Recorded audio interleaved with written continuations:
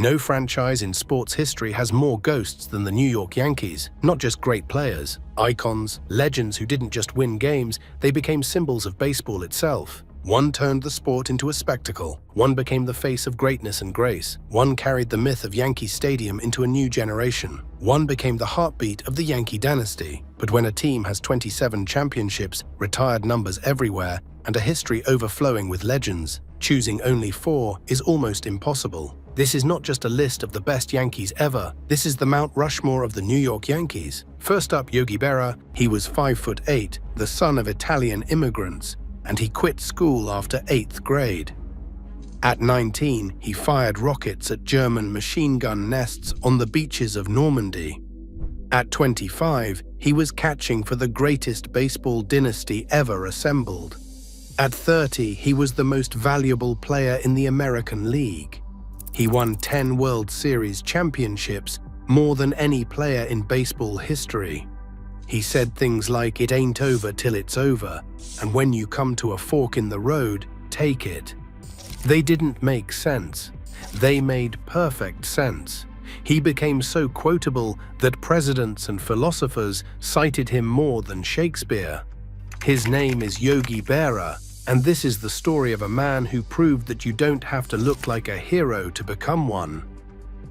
Lorenzo Pietro Berra was born on May 12, 1925, in St. Louis, Missouri. His parents, Pietro and Paolina Berra, were Italian immigrants. Pietro arrived at Ellis Island in 1909, a 23-year-old from Malvaglio, a small town near Milan.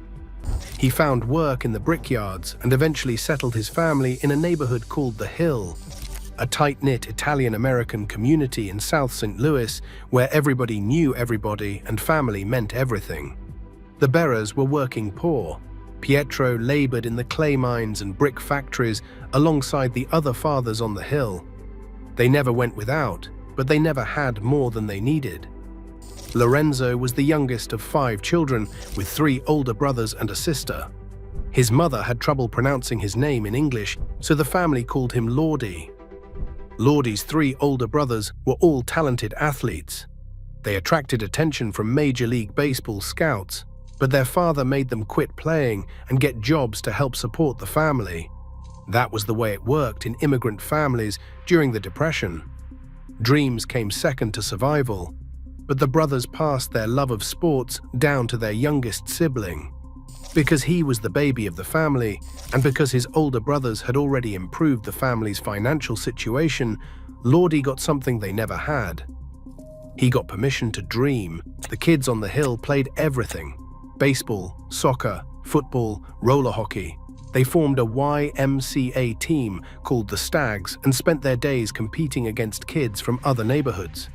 Lordy's best friend was a boy named Joe Garagiola, who lived directly across the street on Elizabeth Avenue. The two were inseparable. They played ball together, got into trouble together, and dreamed about the major leagues together. It was during these years that Lordy Berra became Yogi. The story goes that a group of neighborhood kids went to see a movie, and in the film there was a Hindu man sitting cross-legged in meditation. One of Lordy's friends, Jack McGuire, noticed that whenever Lordy sat waiting to bat, he crossed his arms and legs in a similar pose. He looked sad and contemplative, like the yogi in the movie. The nickname stuck. From that day forward, Lorenzo Pietro Berra was Yogi. Yogi quit school after the 8th grade. He had to help the family, so he took whatever work he could find. He worked in a coal yard, he drove a delivery truck, he pulled tacks in a shoe factory. But he never stopped playing baseball. He joined the local American Legion League, where he learned the basics of catching while also playing outfield and infield. He wasn't graceful, he wasn't pretty to watch. But something about the squat kid with the funny face made people pay attention. In 1941, when Yogi was 16 years old, he and Joe Garagiola tried out for their hometown team, the St. Louis Cardinals. The general manager was Branch Rickey, one of the shrewdest talent evaluators in baseball history. Rickey offered both young men contracts. Garagiola got a $500 signing bonus. Yogi was offered $250. The difference didn't sit well with Yogi. He knew he was at least as good as Joe, probably better. He refused to sign unless he got the same bonus as his friend. The Cardinals said no. What Yogi didn't know was that Rickey had a plan.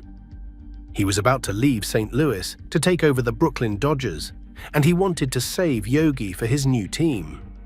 The lower offer was a ploy to keep Berra from signing with the Cardinals. The plan backfired. After the Cardinals rejected him, Yogi tried out for the St. Louis Browns. They offered him a contract, but no bonus. Again, Yogi refused. He went back to the shoe factory, pulling tacks and wondering if his baseball dream was already dead at 16. Then, the 1942 World Series happened. The Cardinals beat the New York Yankees, and a coach who had seen Yogi play contacted the Yankees on his behalf. The Yankees offered Yogi a contract with a $500 bonus, the same amount Garagiola had received. This time, Yogi said yes. He reported to the Norfolk Tars in the Class B Piedmont League. In 1943, he batted .253 with 7 home runs in 111 games. It wasn't spectacular, but it was enough. Then everything changed. America was at war, and 18-year-old Yogi Berra enlisted in the United States Navy. What happened next would define Yogi Berra in ways that baseball never could. He trained as a gunner's mate, learning to operate and maintain weapons on naval vessels. He was assigned to the attack transport USS Bayfield. On June 6, 1944, Seaman Second Class Lawrence P. Berra participated in the largest amphibious invasion in military history, D-Day. Yogi was one of 6 men on a 36-foot rocket boat, a landing craft support vessel designed to get close to shore and suppress enemy defenses. Their mission was to position themselves 300 yards off the beaches of Normandy and fire machine guns and rockets at the German positions so the soldiers landing on the beach would have a better chance of survival. The boats were small. The crews were exposed. The enemy was dug in and waiting. Yogi fired his machine gun at Omaha Beach as chaos erupted around him. The noise was deafening. The water was filled with debris and bodies. 3 of his comrades on nearby boats were killed. Yogi himself was wounded, taking shrapnel that left a scar on his left hand. He later ran messages between Omaha Beach and Utah Beach while the battle raged. Years later, when asked about D-Day, Yogi's response was typically understated. Being a young guy, you didn't think nothing of it until you got in it. And so we went off 300 yards off the beach. We protect the troops. If they ran into any trouble, we would fire the rockets over. He made it sound simple. It wasn't. The invasion of Normandy was one of the bloodiest days of the war, with thousands of Allied soldiers killed. Yogi Berra was right there in the middle of it, a 19-year-old kid from the Hill doing his part to save the world. After Normandy, Yogi participated in Operation Dragoon, the invasion of southern France. He served in North Africa and Tunisia. He earned a Purple Heart for his wounds, along with a Distinguished Unit Citation and 2 battle stars. His military records were later destroyed in the 1973 St. Louis Archives fire, and he never received the Purple Heart medal itself because the documentation was lost.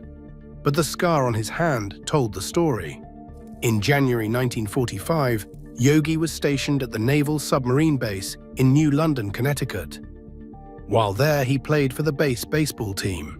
He also snuck off base to play for a semi-pro team in Rhode Island under an assumed name, earning $50 a game. He was already signed with the Yankees, so playing for money was against the rules. But Yogi needed the cash, and rules had a way of bending around him. When the war ended, Yogi returned to baseball. The Yankees sent him to their top minor league affiliate, the Newark Bears. He tore up the International League, and in September 1946, he was called up to the majors. On September 22, 1946, 21-year-old Yogi Berra made his major league debut against the Philadelphia Athletics at Yankee Stadium. He went 2 for 4 with a 2-run home run off Jesse Flores. He was a Yankee, but he wasn't a star yet. Not even close. The early reviews of Yogi Berra were brutal. He was awkward behind the plate. His throws to second base were erratic.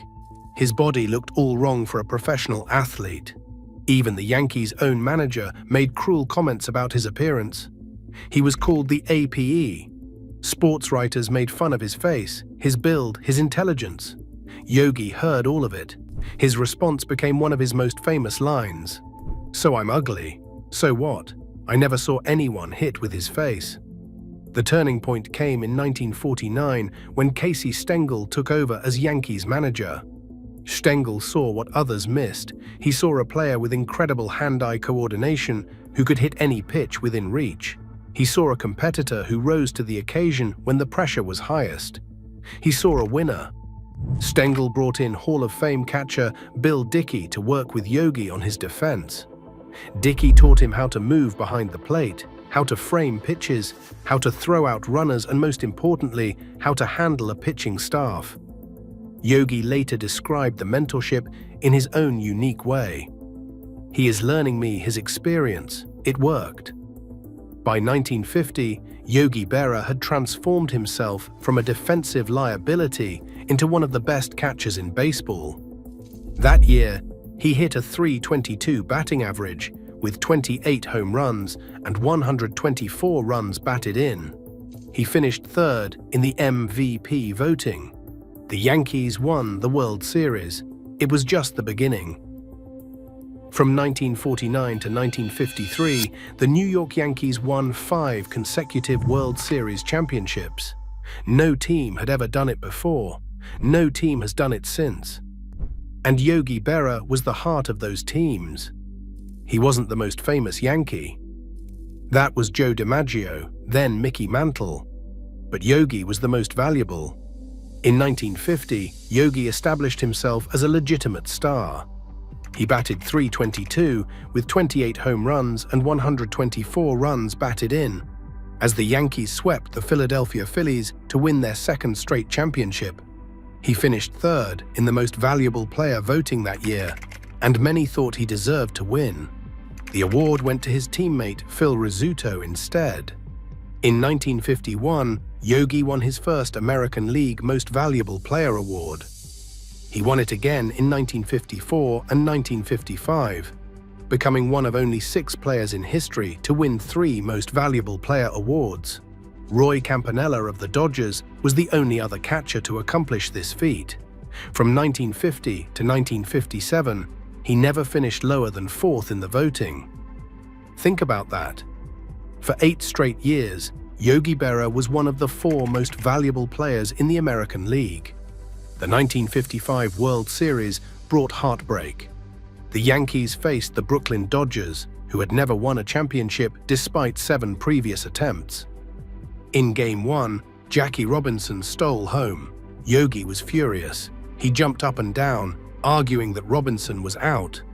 He never stopped insisting that call was wrong. Decades later, he was still signing photos of the play with the words he was out. The Dodgers won that series in 7 games, giving Brooklyn its only championship. The Yankees came back in 1956 to beat those same Dodgers. Yogi hit 3 home runs in that series, including 2 off Don Newcomb in the decisive 7th game. And of course, there was the perfect game. The statistics tell part of the story. He made 18 All-Star teams. He hit 358 home runs, which was the record for catchers when he retired. He drove in over 100 runs 5 times. He led the American League catchers in home runs and runs batted in for 9 consecutive seasons. In 1950, he struck out only 12 times in 597 at-bats. He once had more home runs than strikeouts in a season. He did that 5 times. But the statistics don't capture what made Yogi special. He was a bad ball hitter who could reach pitches outside the strike zone and drive them for extra bases. He was nearly impossible to strike out because he put the bat on everything. He was at his best when the game was on the line. Paul Richards, an opposing manager, once said he is the toughest man in the league in the last 3 innings. Yogi also engaged in psychological warfare behind the plate. He talked constantly to opposing batters, chattering about anything and everything to break their concentration. Some hitters found it maddening. Others found it hilarious. Hank Aaron, one of the greatest hitters who ever lived, once told Yogi to be quiet because he was there to hit, not to talk. Yogi's response was vintage. He told Aaron that he hoped he hit good because Yogi wanted to win more than anything. Aaron grounded out. The Yogi chatter became legendary. He would ask hitters about their families, their off-season plans, anything to get inside their heads. Most batters learned to tune him out. The ones who couldn't often found themselves walking back to the dugout after making weak contact. And then there was the catching. After his shaky start, Yogi became a master at handling pitches. He studied hitters obsessively. He called brilliant games. His pitchers loved throwing to him because he made their jobs easier. He led the American League in assists 5 times. From 1957 to 1959, he went 148 consecutive games without making an error. His durability was legendary. He caught at least 100 games in 10 different seasons. He caught both games of 117 doubleheaders. In June 1962, at 37 years old, he caught an entire 22-inning game against the Detroit Tigers. 7 hours behind the plate. Most catchers would have begged out after 15 innings. Yogi just kept going. Casey Stengel, who managed Yogi for most of his career, once said that he never plays a game without his man. That man was always Yogi. He caught 3 no-hitters in his career, including the only perfect game in World Series history. That perfect game happened on October 8, 1956. The Yankees were playing the Brooklyn Dodgers in Game 5 of the World Series. The pitcher was Don Larsen, a journeyman with a losing record who had been knocked out in the 2nd inning of his previous start. Nobody expected greatness from Don Larsen. But Yogi called the pitches and Larsen threw them. 27 Dodgers came to the plate and 27 Dodgers made outs. The final batter was Dale Mitchell.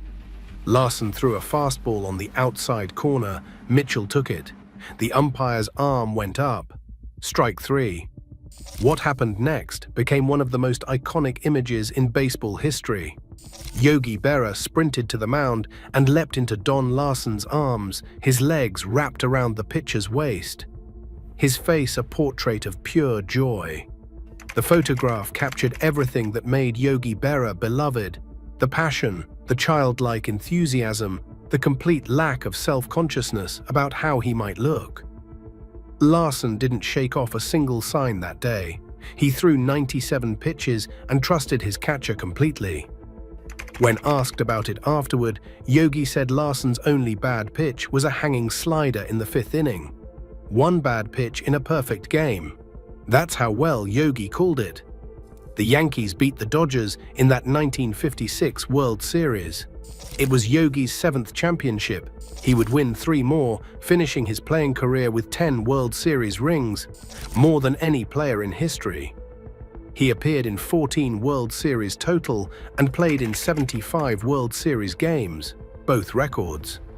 He had 71 hits in World Series play, another record. He hit 12 World Series home runs. The numbers are staggering. But perhaps the most remarkable statistic is this. In those 75 World Series games, Yogi Berra got a hit in 71 of them. He showed up in October, every single time. While Yogi was dominating baseball, he was also building a family. He met Carmen Short in 1947. She was from Salem, Missouri, working as a waitress at a steakhouse in St. Louis. They hit it off immediately. On January 26, 1949, Yogi and Carmen were married at St. Ambrose Catholic Church on the Hill, the same neighborhood where Yogi had grown up. The marriage would last 65 years until Carmen died in 2014. They raised 3 sons in Montclair, New Jersey. Larry played in the minor leagues for the Mets organization. Tim played football for the Baltimore Colts. Dale became a major league shortstop who played for the Pirates, the Yankees, and the Astros. When Dale played for the Yankees in 1984 and 1985, his manager was his father. Yogi's playing career ended after the 1963 season. He was 38 years old and had appeared in his 10th World Series, this time losing to the Los Angeles Dodgers in 4 games. The Yankees immediately named him their new manager. It seemed like a perfect fit. The most beloved Yankee taking over the most storied franchise in sports. But managing proved more complicated than playing.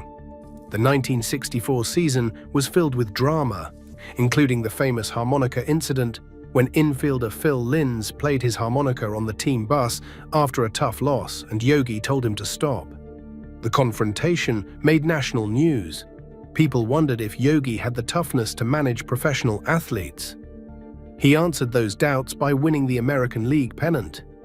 The Yankees made it to the World Series, facing the St. Louis Cardinals. They lost in 7 games, and then something shocking happened. The Yankees fired Yogi Berra. He had won a pennant in his only year as manager, and they fired him anyway. The decision still baffles baseball historians. Meanwhile, the Cardinals fired their own manager, Johnny Keane, despite winning the World Series. In a bizarre twist, Keane became the new Yankees manager while Yogi moved across town to the New York Mets. For the next decade, Yogi served as a coach and player coach for the Mets. He even played in 4 games in 1965, his final season as an active player. He was there in 1969 when the Miracle Mets shocked the world by winning the World Series. Then in April 1972, tragedy struck. Mets manager Gil Hodges, Yogi's close friend, suffered a fatal heart attack after a round of golf with his coaches. The Mets turned to Yogi. He did not want the job at first. Taking over for a friend who had just died felt wrong. But Carmen encouraged him, and Yogi accepted the position. What followed was one of the most improbable seasons in baseball history. The 1973 Mets were terrible. Injuries destroyed the roster. By the end of August, they were in last place with a record of 61 wins and 71 losses, 6.5 games out of first. The newspapers were calling for Yogi's job. Chairman of the board, M. Donald Grant, was thinking about firing him. Then reliever Tug McGraw jumped up in a clubhouse meeting and shouted 4 words that would become a rallying cry. "You gotta believe." Yogi kept telling everyone to be patient. A winning streak was coming. Nobody believed him except the players.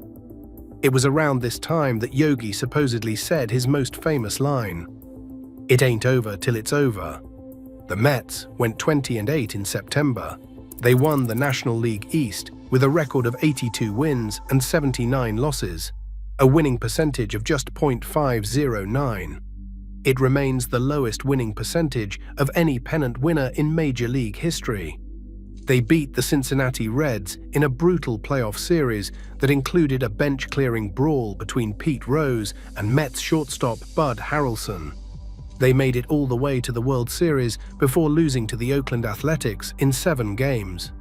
Yogi Berra had now managed in the World Series in both the American League and the National League.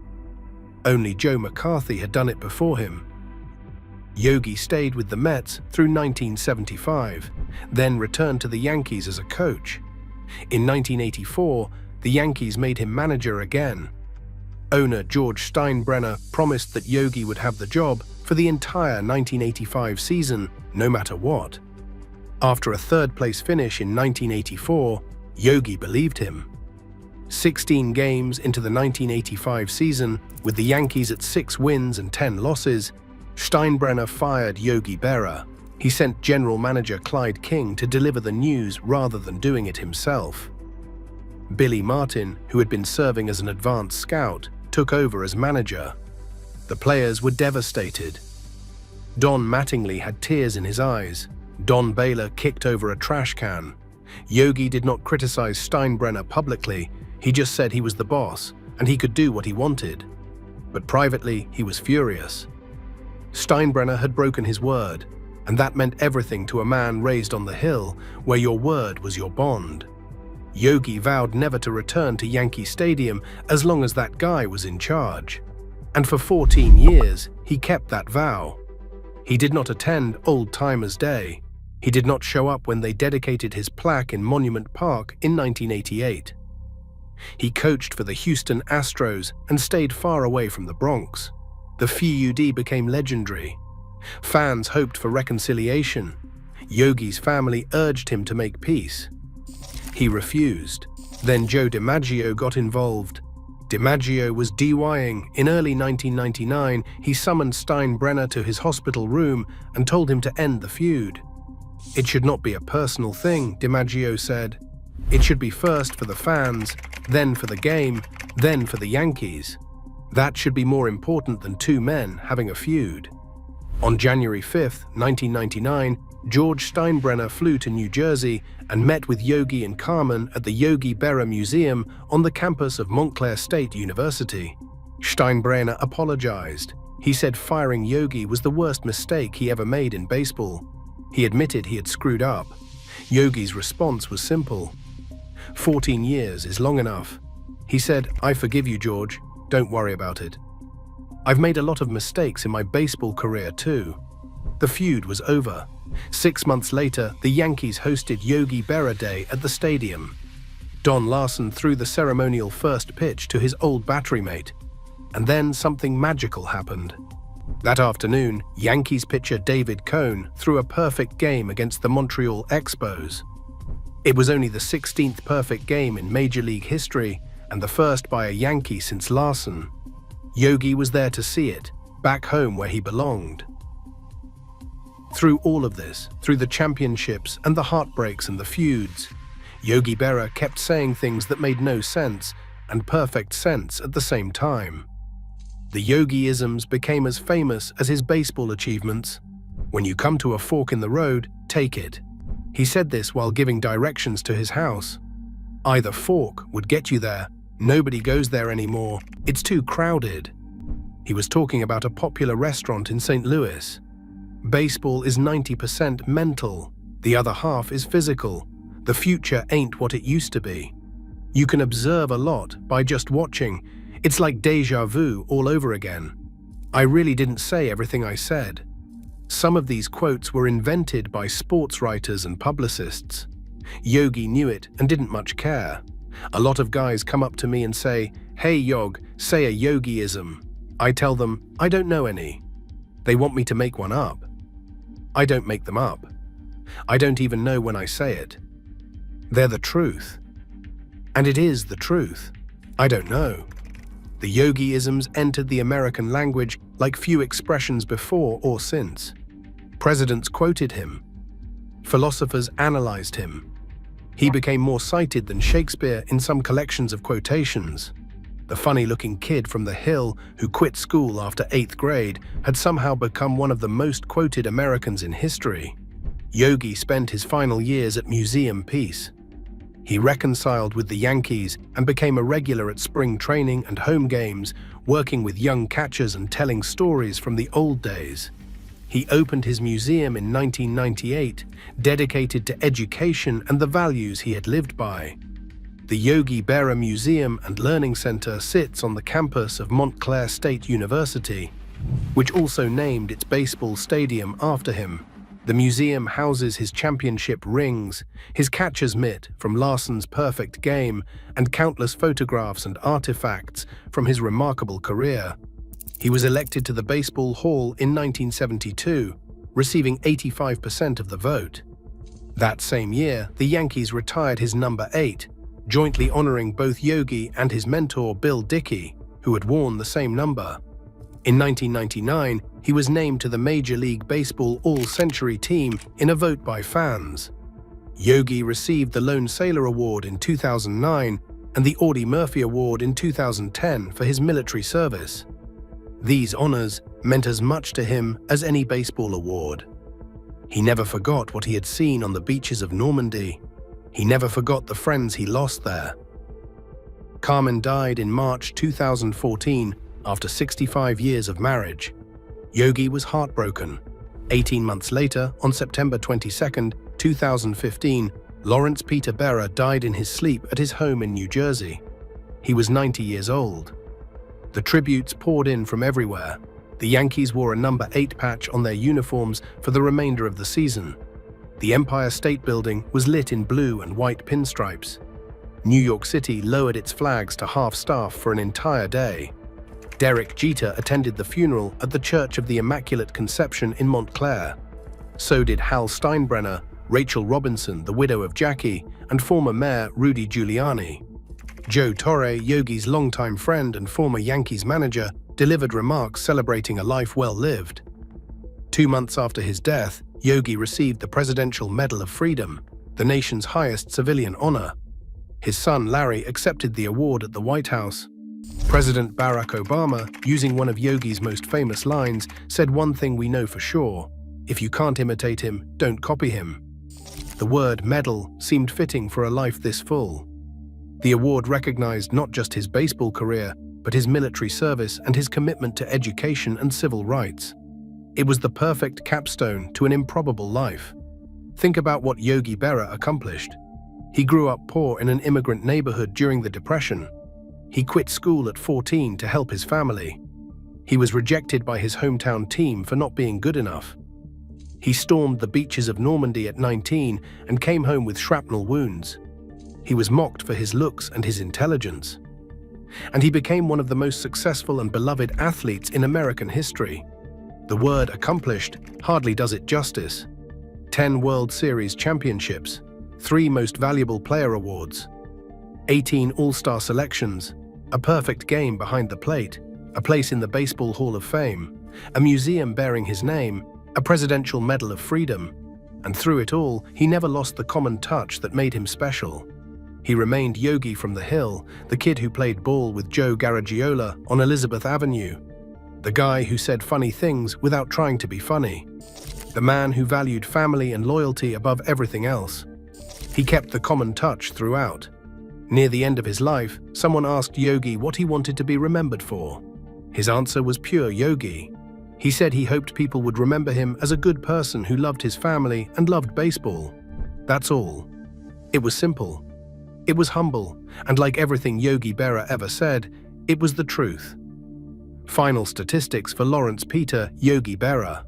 Career batting average of .285, 2,150 hits, 358 home runs, 1,430 runs batted in, 10 World Series championships, 18 All-Star games, 3-time American League Most Valuable Player, elected to the Baseball Hall of Fame in 1972, Presidential Medal of Freedom recipient in 2015, D-Day veteran, American original. Next up, Mickey Mantle. He was born in rural Oklahoma during the Great Depression. His father worked in the lead and zinc mines, breathing in toxic dust that would kill him before he turned 40. Before the boy could walk, his father had already decided what he would become. He would be a baseball player, the greatest baseball player who ever lived. His name was Mickey Mantle, and for 18 seasons, he was with the New York Yankees. He won 7 World Series championships. He won 3 Most Valuable Player awards. He hit 536 home runs, more than any switch hitter in history.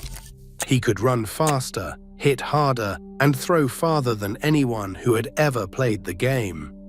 And he did it all on legs that were held together with tape and willpower, playing through pain that would have ended most careers before they began.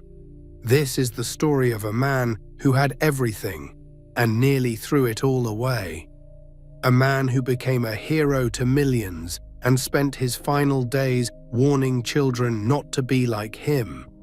A man who embodied both the glory and the tragedy of American sports.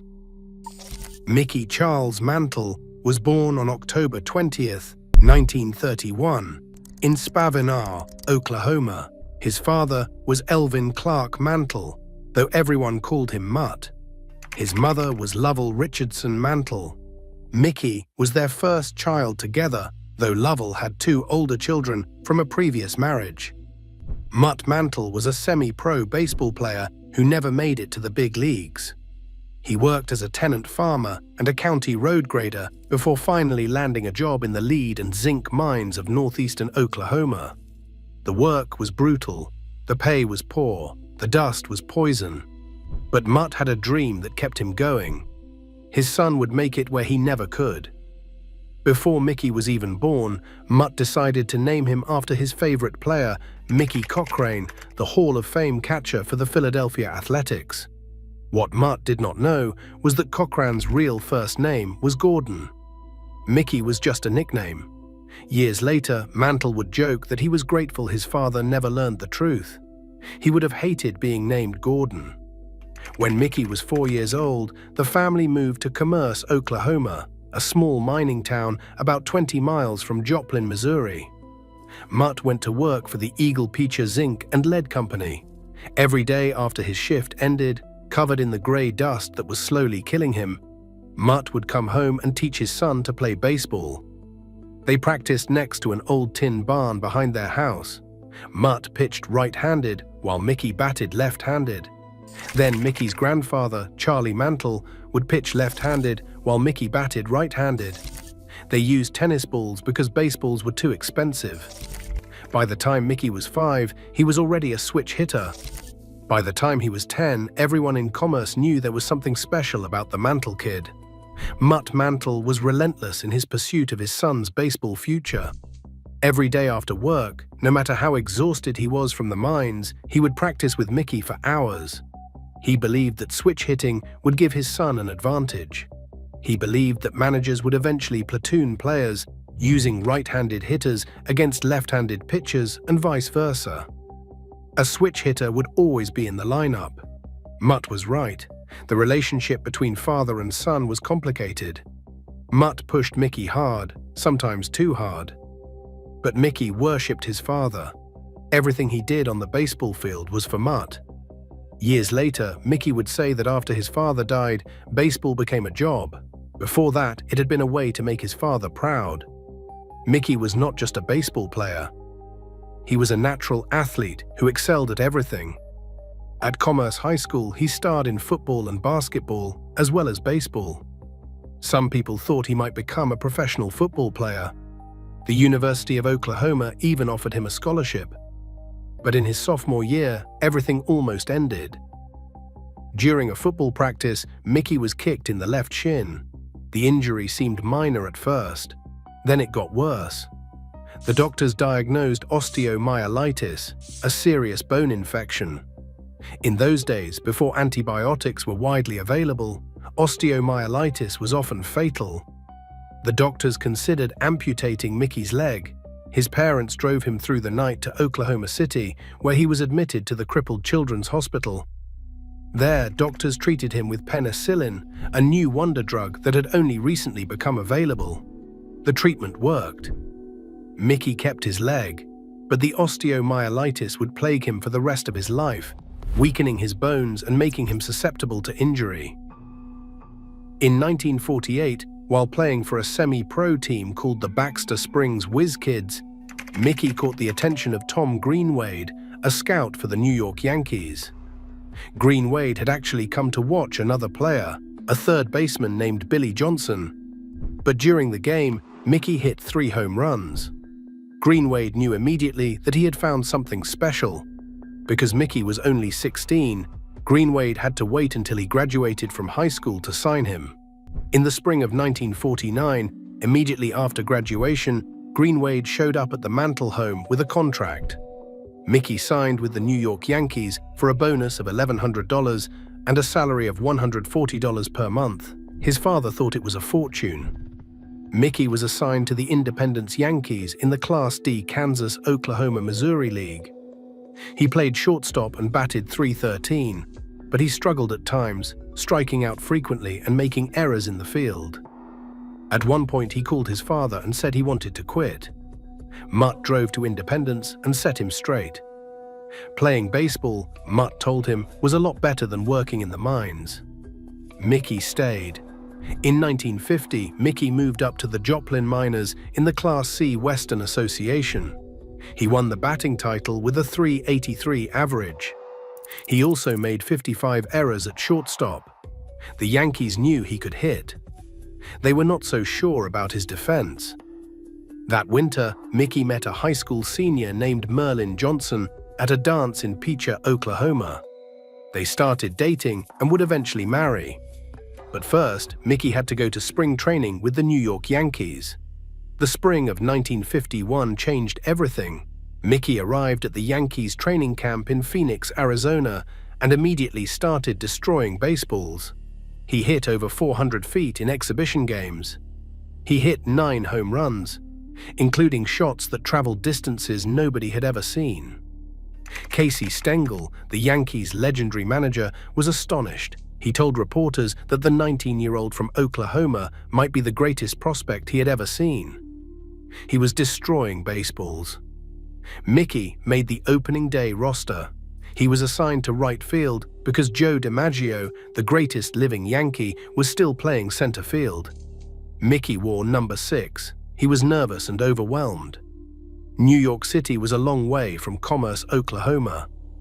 The early months were brutal. Mickey struck out constantly. The New York fans, expecting a superstar, booed him. In July, Stengel sent him down to the Yankees' AAA affiliate in Kansas City. Mickey was devastated. He called his father again and said he wanted to quit. This time, Mutt did not just talk to him on the phone. He drove all the way to Kansas City.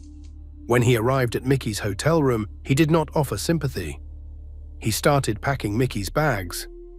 "If you are not man enough to play baseball," Mutt said, "you can come back to Oklahoma and work in the mines with me." Mickey got the message. He stopped feeling sorry for himself and started hitting. In 40 games with Kansas City, Mickey batted .364 with 11 home runs and 50 runs batted in. The Yankees called him back up in late August.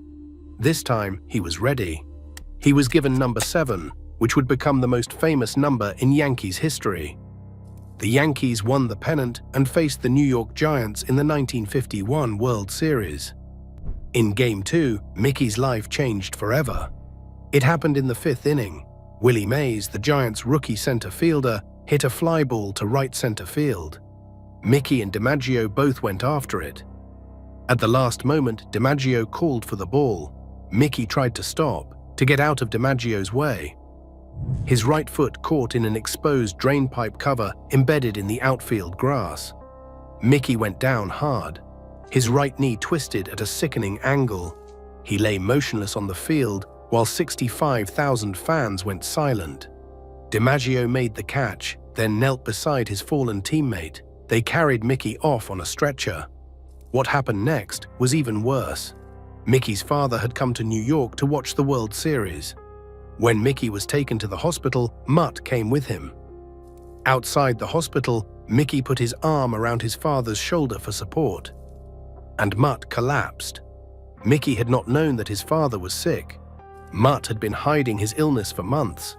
He had Hodgkin's disease, a cancer of the lymphatic system. The same disease had killed Mickey's grandfather and 2 of his uncles, all of them before they reached 40. Mutt Mantle would die the following May. He was 39 years old.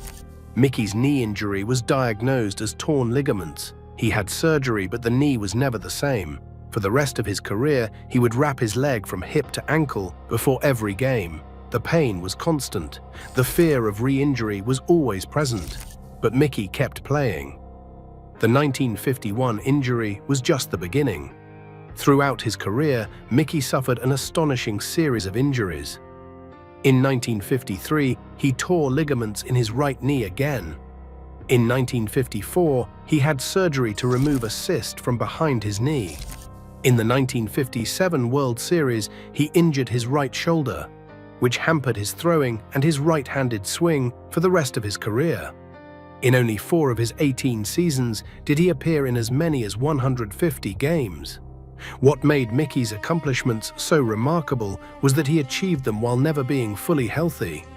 Teammates marveled at his tolerance for pain.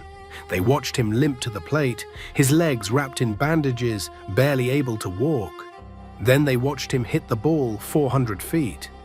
They did not understand how he did it. Neither did Mickey. He just played through it. In 1952, Mickey took over center field from the retiring DiMaggio. He was 20 years old and suddenly the face of the New York Yankees. The pressure was immense. People expected him to be the next DiMaggio, the next Babe Ruth. Mickey responded by hitting a .311 batting average with 23 home runs. The Yankees won the World Series. They won again in 1953 and again in 1954.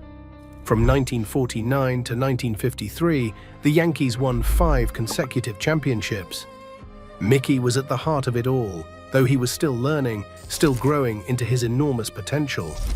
On April 17, 1953, exactly 2 years after his major league debut, Mickey hit a home run that changed the way people talked about power hitting. It was against the Washington Senators at Griffith Stadium. The pitcher was Chuck Stobbs. Mickey, batting right-handed, crushed a fastball that cleared the left field wall, hit a beer sign 60 feet above the ground, and kept going. The ball left the stadium entirely, crossed 5th Street, and landed in a residential neighborhood. Red Patterson, the Yankees' publicity director, left the press box to find the ball. He discovered that a 10-year-old boy named Donald Dunaway had retrieved it in the backyard of 434 Oakdale Place.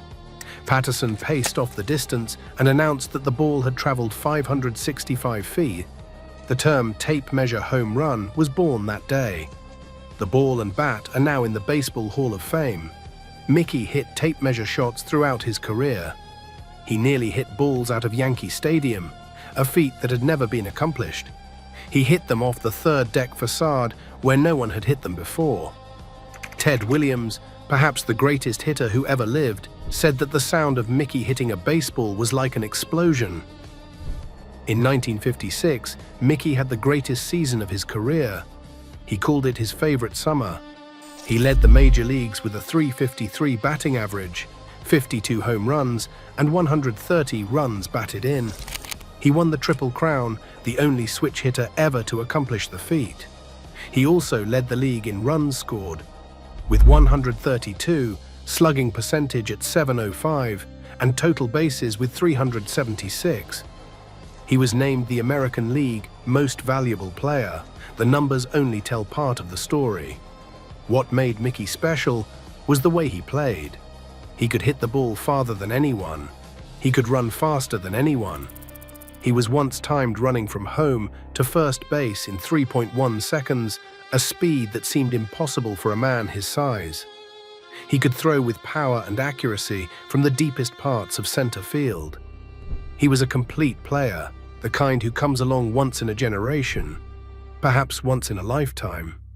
Casey Stengel, who managed some of the greatest players in baseball history, said that Mickey was the best he ever had. Bill Dickey, the Hall of Fame catcher who worked with Mickey on his defense, said the sound of Mickey's bat hitting the ball was different from anyone else's. It was like thunder. That October, the Yankees faced the Brooklyn Dodgers in the World Series. In Game 5, Mickey played a crucial role in one of the most famous games in baseball history. Don Larsen, a journeyman pitcher with a losing record, was throwing a perfect game. In the 5th inning, Gil Hodges hit a deep fly ball to left center field. Mickey ran it down with a spectacular catch, preserving Larsen's bid for perfection. When Larsen retired the final batter, he had pitched the only perfect game in World Series history. Mickey hit 3 home runs in that series as the Yankees beat the Dodgers in 7 games.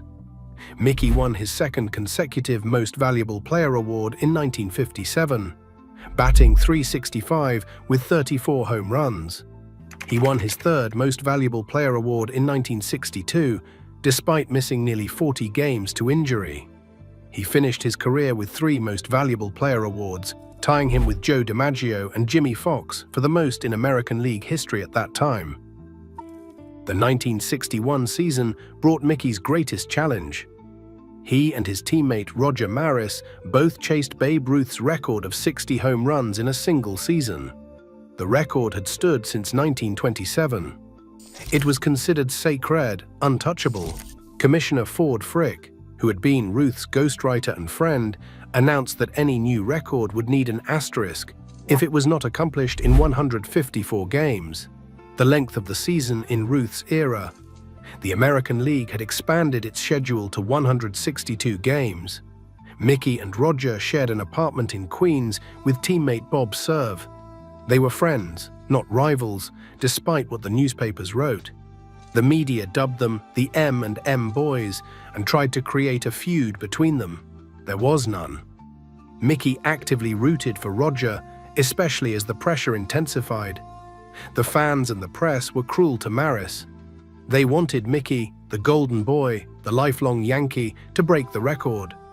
Roger was an outsider, a quiet man from North Dakota who had only been with the team for 2 seasons. The pressure was intense, especially on Maris, who was a quiet man uncomfortable with the media spotlight. As the summer wore on, Roger's hair started falling out from the stress. He later said he would not wish that summer on anyone. In early September, Mickey developed an abscessed hip from an injection given by a doctor who was later stripped of his medical license. The infection landed Mickey in the hospital, ending his chase at 54 home runs. Roger was left to face Ruth's ghost alone. On October 1st, the final day of the season, Roger hit his 61st home run. Only 23,000 fans were in the stands at Yankee Stadium. Many of them had been rooting against him. Mickey watched from his hospital bed, cheering for his friend. The Yankees won 7 World Series championships during Mickey's career. He appeared in 12 fall classics, more than any other player except Yogi Berra. He holds World Series records that may never be broken: 18 home runs, 42 runs scored, 40 runs batted in, 43 walks, 26 extra base hits, and 123 total bases. When the pressure was highest, Mickey was at his best. In the 1964 World Series against the St. Louis Cardinals, Mickey hit the home run that broke Babe Ruth's record for most career World Series home runs. It was a walk-off shot in the bottom of the 9th inning of Game 3. His 16th World Series home run. He hit 2 more in that series to finish with 18. The Cardinals won in 7 games, but Mickey batted .333 with 8 runs batted in. It was one of his finest performances on the biggest stage. His teammate Bobby Richardson once said that when the World Series started, Mickey became a different player. The big games brought out the best in him. He wanted the ball hit to him. He wanted to be at the plate with the game on the line. He was born for October. But there was another side to Mickey Mantle, a darker side that the public did not fully understand until much later. Mickey drank. He drank a lot. He started young and never really stopped. His drinking buddies were Billy Martin and Whitey Ford, 2 of his closest friends on the Yankees. Billy was a scrappy infielder who loved a good time and a good fight. Whitey was a Hall of Fame pitcher with a mischievous streak. The 3 of them painted New York red during the 1950s, hitting the nightclubs and bars until the early morning hours. In May 1957, the trio attended a birthday party for Billy Martin at the Copacabana nightclub. A fight broke out with some drunken hecklers. Someone ended up with a broken jaw. The incident made national headlines. Billy was traded to Kansas City shortly afterward. The Yankees brass blamed him for being a bad influence on Mickey. Years later, Mickey admitted it was probably the other way around. Mickey's drinking was rooted in something deeper than having a good time. He was convinced that he would die young, like his father, his grandfather, and his uncles. Hodgkin's disease had taken all of them before they reached middle age. Mickey figured he was living on borrowed time. He later said that if he had known he was going to live this long, he would have taken better care of himself. The drinking affected his family. Mickey married Merlin Johnson on December 23, 1951. They had 4 sons, Mickey Jr., David, Billy, and Danny. But Mickey was often absent, more interested in carousing with his teammates than spending time at home. 3 of his 4 sons and his wife eventually became alcoholics themselves. It was the family disease, passed down through behavior rather than blood. Mickey's career began to wind down in the mid-1960s. The injuries accumulated. The knees got worse, the reflexes slowed. In 1968, his final season, he batted only .237 with 18 home runs. His lifetime average dropped below 300, which bothered him deeply. He retired on March 1, 1969, at the age of 37. The Yankees held Mickey Mantle Day on June 8, 1969. 60,000 fans packed Yankee Stadium to say goodbye. Mickey, never comfortable with public speaking, gave a short, emotional speech. He thanked the fans and his teammates. He did not mention the drinking or the regrets. Those would come later. Mickey was elected to the Baseball Hall of Fame in 1974, his first year of eligibility. He received votes on 88% of the ballots. He was inducted alongside his teammate, Whitey Ford. The Yankees retired his number 7 that same year, honoring him alongside his mentor Bill Dickey, who had worn the same number. In 1999, Mickey was named to Major League Baseball's All-Century team, voted by fans as one of the greatest players in the history of the game. His records and accomplishments speak for themselves. He led the American League in home runs 4 times. He led the league in runs, scored 6 times. He led in walks 5 times. He won a Gold Glove Award in 1962 for his play in center field. He was selected to 20 All-Star games over 16 seasons. He played more games in a Yankees uniform than anyone in history, a record that stood until Derek Jeter broke it in 2011. After retirement, Mickey drifted. He tried business ventures that failed. He worked briefly as a Yankees coach and as a broadcaster.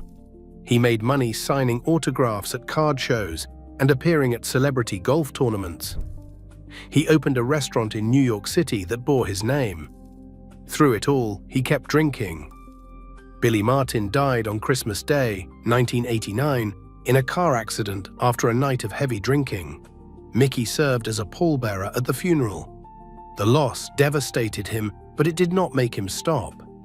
In 1994, Mickey finally confronted his demons. At the urging of his son Danny and his friend Pat Summerall, the former football player and broadcaster, he checked into the Betty Ford Center in California. It was one of the hardest things he ever did. For decades, Mickey had convinced himself that he could stop drinking whenever he wanted. He was wrong. At Betty Ford, Mickey faced the truth about his life. He wrote letters to his dead father, pouring out feelings he had kept buried for 40 years. He admitted to counselors that he had been a terrible husband and an absent father. He said that baseball had been his escape from everything, including himself.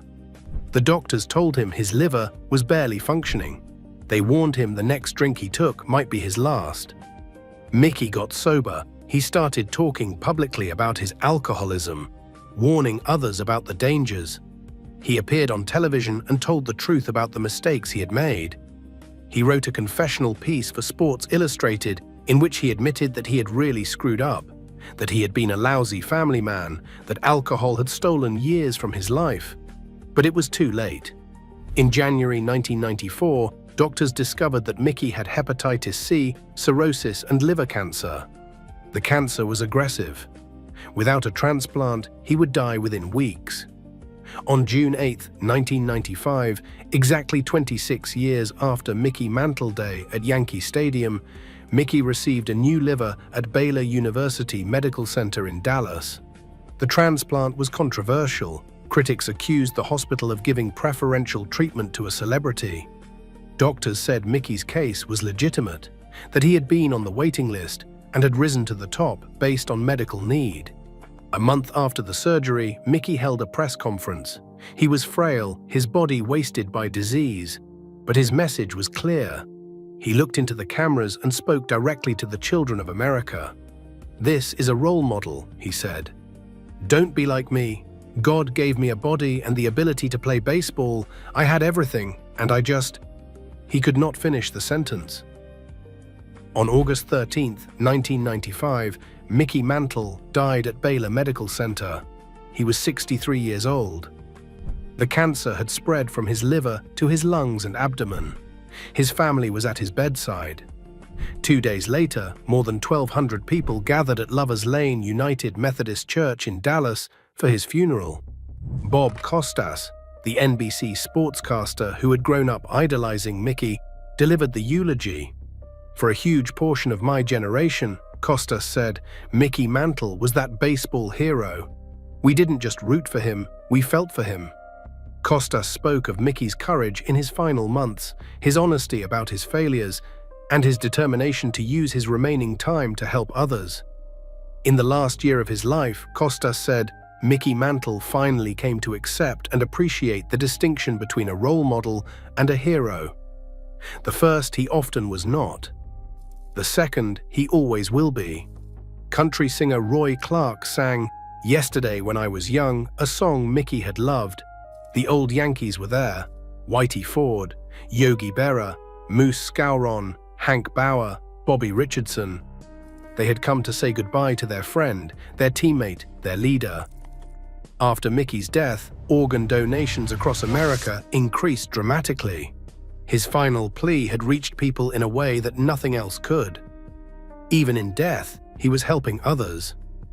The Mickey Mantle Foundation was established to raise awareness about organ donation, continuing his work. Think about what Mickey Mantle accomplished. He was born poor in rural Oklahoma during the worst economic crisis in American history. His father worked himself to death in the mines. His leg nearly had to be amputated when he was 15. He tore up his knee at 19 and played the next 17 years in constant pain. He was haunted by the belief that he would die young, and yet he became one of the greatest baseball players who ever lived. 536 home runs, 7 World Series championships, 3 Most Valuable Player awards, a Triple Crown, 20 All-Star selections, the only player to hit 150 home runs from each side of the plate. Records in the World Series that still stand 70 years later. He was also deeply flawed. He drank too much, he neglected his family, he wasted opportunities that most people can only dream about.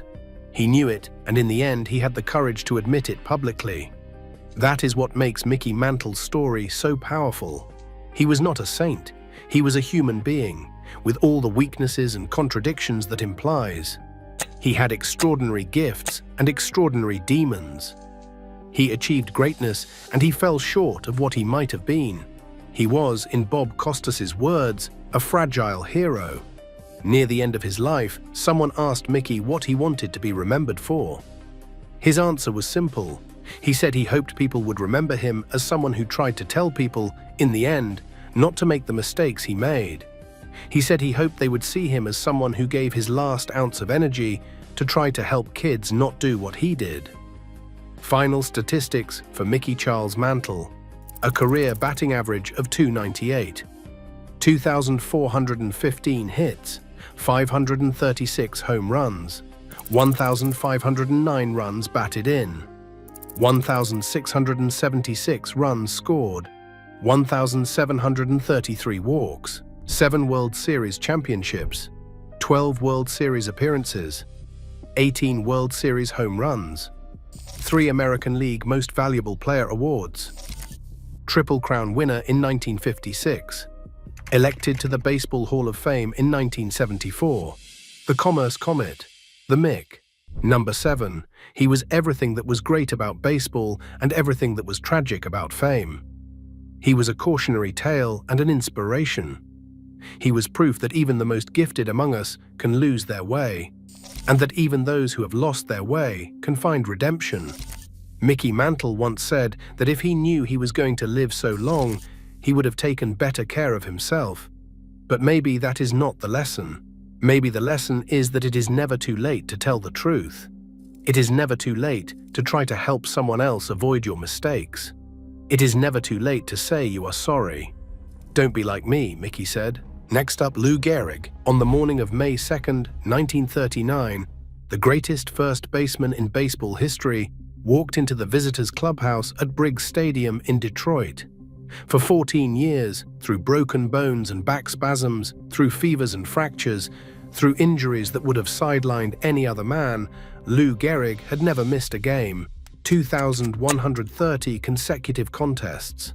An iron streak forged through sheer will and an almost inhuman tolerance for pain. But this morning, the Iron Horse could no longer lie to himself. He found his manager, Joe McCarthy, and told him he was taking himself out of the lineup for the good of the team. McCarthy didn't argue. He had watched Gehrig struggle all spring, hitting just .143 with no home runs through 8 games. The most feared hitter in the American League could barely make contact. Gehrig, as team captain, took the lineup card out to the umpires himself. When the announcement came that his name would not appear in the lineup for the first time in 2,130 games, the Detroit fans gave him a standing ovation. He sat on the bench with tears streaming down his face. No one knew it yet, but Lou Gehrig would never play another game. The disease destroying his body would kill him in just over 2 years. But in those final months, he would deliver a speech that transformed him from a baseball legend into an American icon, declaring himself the luckiest man on the face of the earth. This is the story of how a poor German immigrant son from the tenements of New York became the greatest first baseman who ever lived, and how his courage in the face of death inspired a nation. Henry Louis Gehrig came into the world on June 19, 1903, in a cramped, airless apartment in the Yorkville section of Manhattan. He weighed almost 14 pounds at birth, a massive baby who would grow into a massive man. His parents, Heinrich and Christina Gehrig, had emigrated separately from Germany just a few years earlier. Heinrich came from Adelsheim in Baden. Christina came from a village near the German-Danish border. They met in New York, married in 1900, and settled into the grinding poverty that awaited most immigrants in turn-of-the-century America. Lou was the second of 4 children, but he would be the only one to survive past infancy. His 2 sisters died young from whooping cough and measles. A brother also died in infancy. From the beginning, Lou carried the weight of being his parents' sole surviving child, their only hope for a better life in the new world. The chunky, blue-eyed baby would grow up acutely aware of the siblings who never made it, of the responsibility he bore as the family's last chance at the American dream. The Gehrigs lived on perhaps $300 or $400 a year. Heinrich was a sheet metal worker by trade, but alcoholism and epilepsy left him frequently unemployed. He preferred the camaraderie of the neighborhood saloons and the German gymnastic clubs called Turnvereins to the responsibilities of fatherhood. Christina became the family's main breadwinner, working as a maid and cook, scrubbing floors and preparing meals for wealthy New Yorkers while her husband drank away what little money they had. Lou grew up speaking German at home. He didn't learn English until he was 5 years old. When the family moved from Yorkville to Washington Heights, he found himself surrounded by children of Irish, Hungarian, and German heritage. They called him Heine, dumb Dutchman, Krauthead. The teasing stopped as Lou grew older and bigger. By the time he reached adolescence, his size and muscles made other kids think twice about mocking him. Washington Heights sat within shouting distance of Hilltop Park, home of the New York Highlanders, and the Polo Grounds, where the New York Giants played. Living near these cathedrals of baseball gave young Lou an appetite for the game. He began playing pickup games in the neighborhood and quickly discovered he was better than most of the other kids. He became a Giants fan, attending games at the Polo Grounds whenever he could scrape together 25 cents for a bleacher seat. Christina Gehrig was a formidable woman, strong-willed and fiercely devoted to her son's future. She saw baseball as a schoolyard game, a waste of time that would lead nowhere. She wanted Lou to be in business someday, to escape the poverty that had trapped his parents. She pushed him relentlessly toward his studies, and Lou, ever the dutiful son, obeyed. But he couldn't stay away from the diamond. He played sandlot ball on weekends and during summers, developing into one of the best young players in New York City. When he enrolled at Commerce High School in Manhattan, he starred in both football and baseball. On June 26, 1920, he first captured national attention. Commerce High was playing a team from Chicago's Lane Tech High School at Cubs Park, the stadium that would later be renamed Wrigley Field. More than 10,000 spectators filled the stands. In the ninth inning, with the bases loaded, the 17-year-old Gehrig launched a grand slam that sailed completely out of the ballpark. Newspapers across the country reported on the prodigious blast by the schoolboy from New York. After graduating from Commerce High in 1921, Gehrig enrolled at Columbia University on a football scholarship. He planned to study engineering, fulfilling his mother's dream of seeing her son enter a respectable profession. At Columbia, he played fullback and defensive tackle on the football team, his powerful frame punishing opponents on both sides of the ball. But it was his performance on the baseball diamond that attracted professional scouts. Gehrig hit legendary home runs at Columbia. One soared into a second-story window of the journalism school. Another landed across College Walk, clearing a city street. On April 18, 1923, when the original Yankee Stadium opened for the first time and Babe Ruth christened the new ballpark with a home run, Yankees scout Paul Krickel was not in the Bronx watching the festivities. He was at Columbia's South Field, watching Lou Gehrig play. Krickel had seen enough. He told the Yankees front office that he had found another Babe Ruth. On April 30, 1923, Gehrig signed with the New York Yankees for a $1,500 bonus. It was a fortune for a family that had spent years scraping by on a few $100s annually. The money allowed Lou to move his parents out of their cramped apartment and into a modest home in the suburbs. But signing meant leaving Columbia before graduation. Lou's mother was devastated. Christina had worked as a cook at a Columbia fraternity house, dreaming of the day her son would earn his degree. Lou explained his decision to reporters years later with characteristic simplicity. He said that a fellow has to eat. At the end of his sophomore year, his father was taken ill and the family had to have money. When there was no money coming in, there was nothing for him to do but sign up. The Yankees sent Gehrig to their minor league affiliate in Hartford, Connecticut, where he spent parts of 2 seasons refining his game. By 1925, he was ready for the big leagues, but the path to the starting lineup was blocked by Wally Pipp, who had been the Yankees' first baseman since 1915. Then came June 2, 1925. The Yankees were struggling, sitting in 7th place with a 15-26 record. Manager Miller Huggins decided to shake up his lineup. He benched Pipp, along with catcher Wally Shang and second baseman Aaron Ward. The popular legend says Pipp had a headache and asked for aspirin. Huggins supposedly said, "Take the day off, Wally. We'll try that kid Gehrig at first today." The truth was simpler and more mundane. Pipp was hitting .244 with only 3 home runs. Huggins needed a spark. Gehrig provided it, collecting 3 hits, including a double in the Yankees' victory over the Washington Senators. He stayed in the lineup the next day, and the day after that, and the day after that. 14 years would pass before Lou Gehrig missed another game. Pipp later said with good humor that he had taken the 2 most expensive aspirins in history. In truth, Pipp helped mentor the young Gehrig, teaching him the finer points of playing first base. The veteran knew he was witnessing something special. So did everyone else. Gehrig's breakout season came in 1926. The 23-year-old batted .313 with 47 doubles, 20 triples, 16 home runs, and 112 runs batted in. He was no longer a prospect. He was a star. And for the next decade, he would form the most devastating hitting tandem in baseball history alongside Babe Ruth. Ruth and Gehrig couldn't have been more different. Ruth was brash and boorish, a free spirit who lived for excess and craved the spotlight. He drank, he ate, he caroused, he broke curfews, and he defied authority with a wink and a smile. Gehrig was modest and reserved, uncomfortable with public attention, devoted to his parents, and faithful to his employers. Ruth hit towering fly balls that seemed to scrape the sky.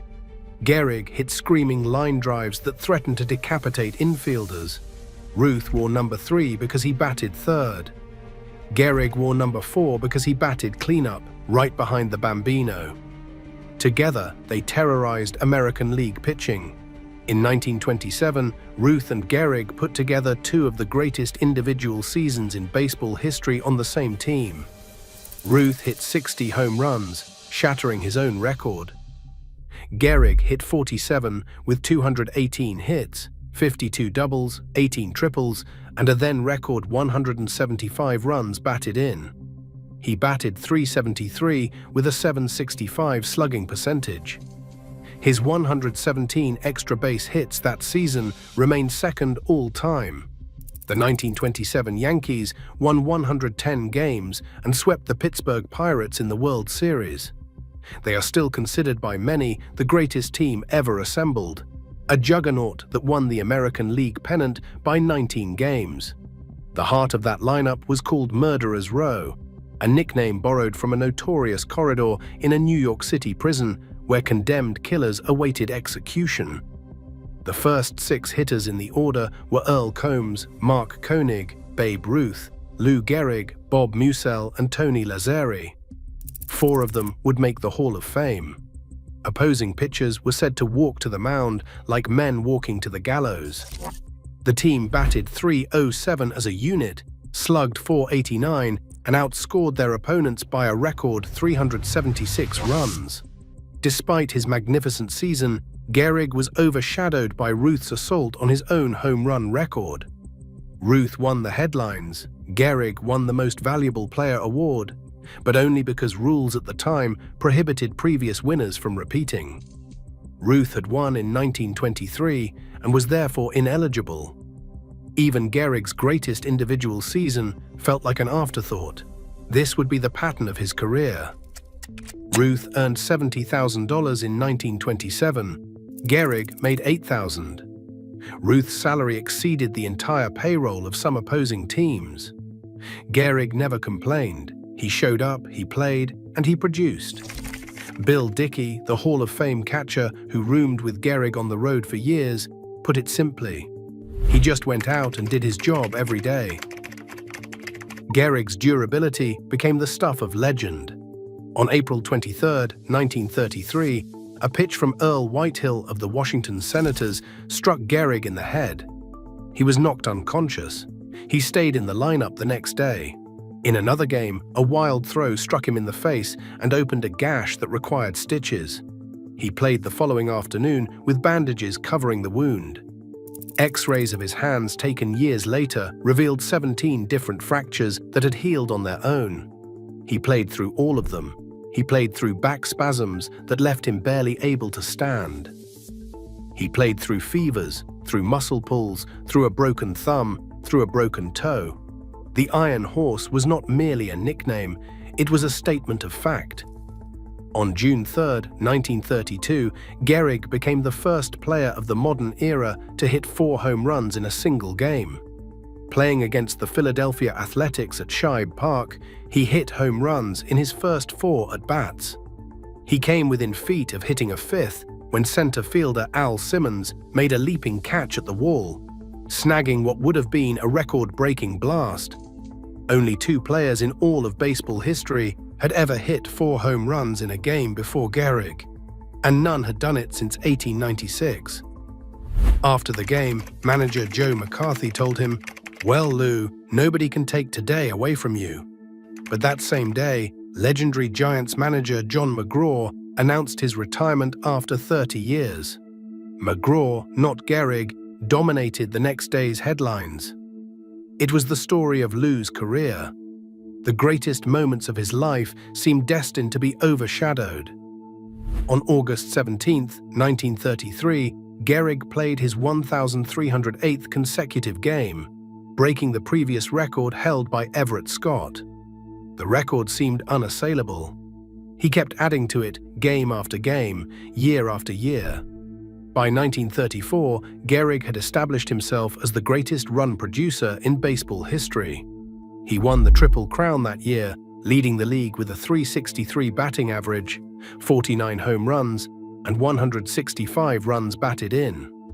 No Triple Crown winner has ever driven in more runs. He was the first Yankee ever to win the honor.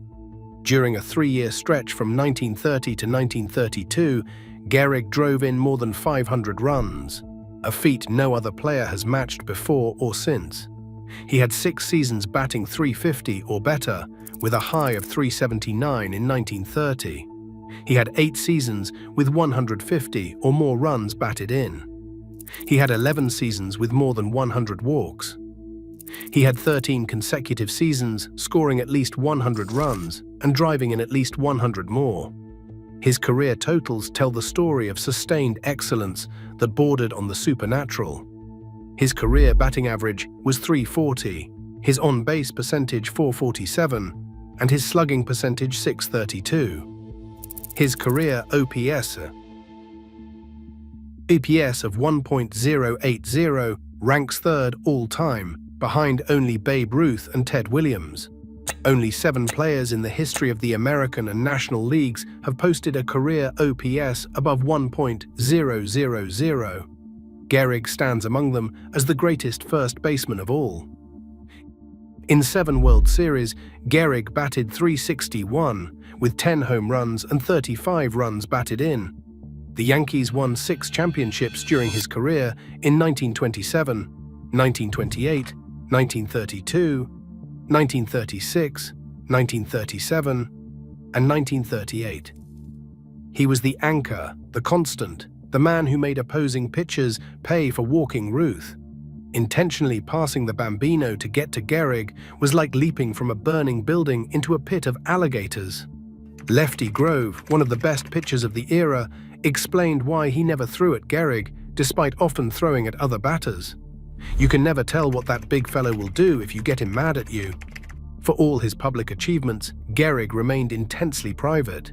He lived with his parents until he was 30 years old, unable or unwilling to escape his mother's powerful influence. Christina Gehrig sabotaged her son's romances, driving away the women who got too close. Then Lou met Eleanor Twitchell. Eleanor was the daughter of the Chicago Parks Commissioner, a society woman who moved in circles far removed from the tenements where Lou had grown up. They met at a party in Chicago in 1932 when the Yankees were in town. Eleanor was charming, ambitious, and utterly unintimidated by Christina Gehrig. They married in September 1933. Eleanor transformed Lou's life. She helped him escape his mother's shadow, hired Babe Ruth's publicity agent to promote his career, and encouraged him to step into the spotlight he had always avoided. Under her guidance, Gehrig became the first athlete to appear on a box of Wheaties cereal. He made endorsement deals, gave radio interviews, and even auditioned for the role of Tarzan in a Hollywood film. The relationship between Ruth and Gehrig, complicated from the beginning, eventually collapsed into bitter estrangement. The two men stopped speaking to each other around 1934. Some blamed a falling out between their wives. Others pointed to Christina Gehrig's meddling, specifically a comment she made about how Ruth's wife Claire dressed her adopted daughter compared to how she dressed her biological daughter. The remark got back to Claire, who told Babe, who confronted Lou and told him to tell his mother to mind her own business. Given Lou's devotion to his mother, the friendship never recovered. Ruth publicly mocked Gehrig's consecutive game streak, calling it baloney and suggesting Lou should learn to sit on the bench and rest. "They are not going to pay off on how many games he has played in a row," Ruth said in 1937. Gehrig was hurt but refused to attack Ruth personally. He simply said he was not stupid enough to play if his value to the club was endangered. He added quietly, "I honestly believe that I have never been tired on the field." By 1938, something was wrong. Gehrig's numbers that year would have made most players ecstatic. He hit .295 with 29 home runs and 114 runs batted in. But for Gehrig, it represented a shocking decline. He fell below 300 for the first time since his rookie season. He hit fewer than 30 home runs for the first time in a decade. He reported feeling inexplicably tired. In the World Series that fall, all 4 of his hits were singles. That winter, the symptoms worsened. Gehrig stumbled over curbs. He dropped things for no reason. He had trouble tying his shoelaces. Eleanor feared a brain tumor. A doctor diagnosed a bad gallbladder and put Lou on a strict diet of fruits and vegetables. Spring training in 1939 revealed how far Gehrig had fallen. His teammates watched in horrified silence as the man they had seen terrorize pitchers for a decade struggled with the simplest tasks. Joe DiMaggio saw Gehrig swing at and miss 19 consecutive batting practice pitches. The most powerful hitter in the American League couldn't catch up to pitches thrown at half speed by coaches trying to groove fastballs down the middle. He couldn't run the bases without stumbling. He couldn't field routine grounders without letting balls roll through his legs. When teammates congratulated him for making ordinary plays, Gehrig knew the end had come. The muscles that had earned him the nickname Iron Horse had turned to water. The body that had never failed him was failing now, and no one could explain why. Still, Gehrig played. Through April, he went 4 for 28. On April 30th, 1939, he played his 2,130th consecutive game. He went hitless. The next day was an off day. On May 2nd, he removed himself from the lineup. Eleanor called the Mayo Clinic in Rochester, Minnesota. Her call was transferred directly to Dr. Charles William Mayo, who had been following Gehrig's career and his mysterious loss of strength. Mayo told her to bring Lou immediately. Gehrig flew alone from Chicago to Rochester on June 13th. For 6 days, doctors conducted extensive tests. On June 19th, Lou's 36th birthday, they delivered the diagnosis: amyotrophic lateral sclerosis, ALS, a disease that attacks the nerve cells in the brain and spinal cord, gradually robbing the body of the ability to move, speak, swallow, and eventually breathe. There was no treatment. There was no cure. The prognosis was grim: 2 to 3 years of rapidly increasing paralysis, then death. The mind would remain fully aware until the end. The doctors told Eleanor in private, then couched the prognosis to Lou in terms of a 50-50 chance of recovery. It was a lie, the kind of paternalistic deception that passed for medical ethics in that era. But Gehrig clung to that hope for the rest of his life. On June 21st, the Yankees announced Gehrig's retirement. 2 weeks later, they held Lou Gehrig Appreciation Day at Yankee Stadium. Between games of an Independence Day doubleheader against the Washington Senators, more than 61,000 fans gathered to honor the dying slugger. Members of the 1927 Yankees Murderers Row attended. Tony Lazzeri, Bob Musell, Earl Combs, Waite Hoyt, Mark Koenig, and others stood on the field alongside Gehrig's current teammates. Mayor Fiorello LaGuardia called Gehrig the greatest prototype of good sportsmanship and citizenship. Postmaster General James Farley praised his courage. There was doubt about whether Babe Ruth would appear. The two men had not spoken in years. But Ruth came. He stood among the former teammates, waiting for the ceremony to conclude. Gehrig's teammates presented him with a trophy crowned by an eagle perched on a baseball, supported by 6 bats. On one side were engraved the names of every player on the current roster. On the other side was a poem written by New York Times columnist John Kieran. "We've been to the wars together. We took our foes as they came, and always you were the leader, and ever you played the game." When it came time for Gehrig to speak, he walked slowly to the microphone. The disease had already stolen much of his strength. He stood silent for a long moment, visibly fighting back tears. Finally, he whispered something to the master of ceremonies, who announced to the crowd that Lou had asked him to thank everyone. He was too moved to speak. The fans began to chant, "We want Gehrig, we want Lou." The sound rolled through the stadium, 60,000 voices calling his name. Gehrig took a handkerchief from his pocket, wiped his eyes, and stepped back to the microphone. What followed was the most famous speech in the history of American sports. "Fans, for the past 2 weeks, you have been reading about a bad break. Yet today I consider myself the luckiest man on the face of the earth." He spoke without notes, his voice steady despite the emotion threatening to overwhelm him. He thanked the fans for their kindness and encouragement over 17 years. He praised his teammates, past and present, and asked who would not consider it the highlight of their career just to associate with such men for even one day. He thanked the Giants for the fruit bowl they had sent across town.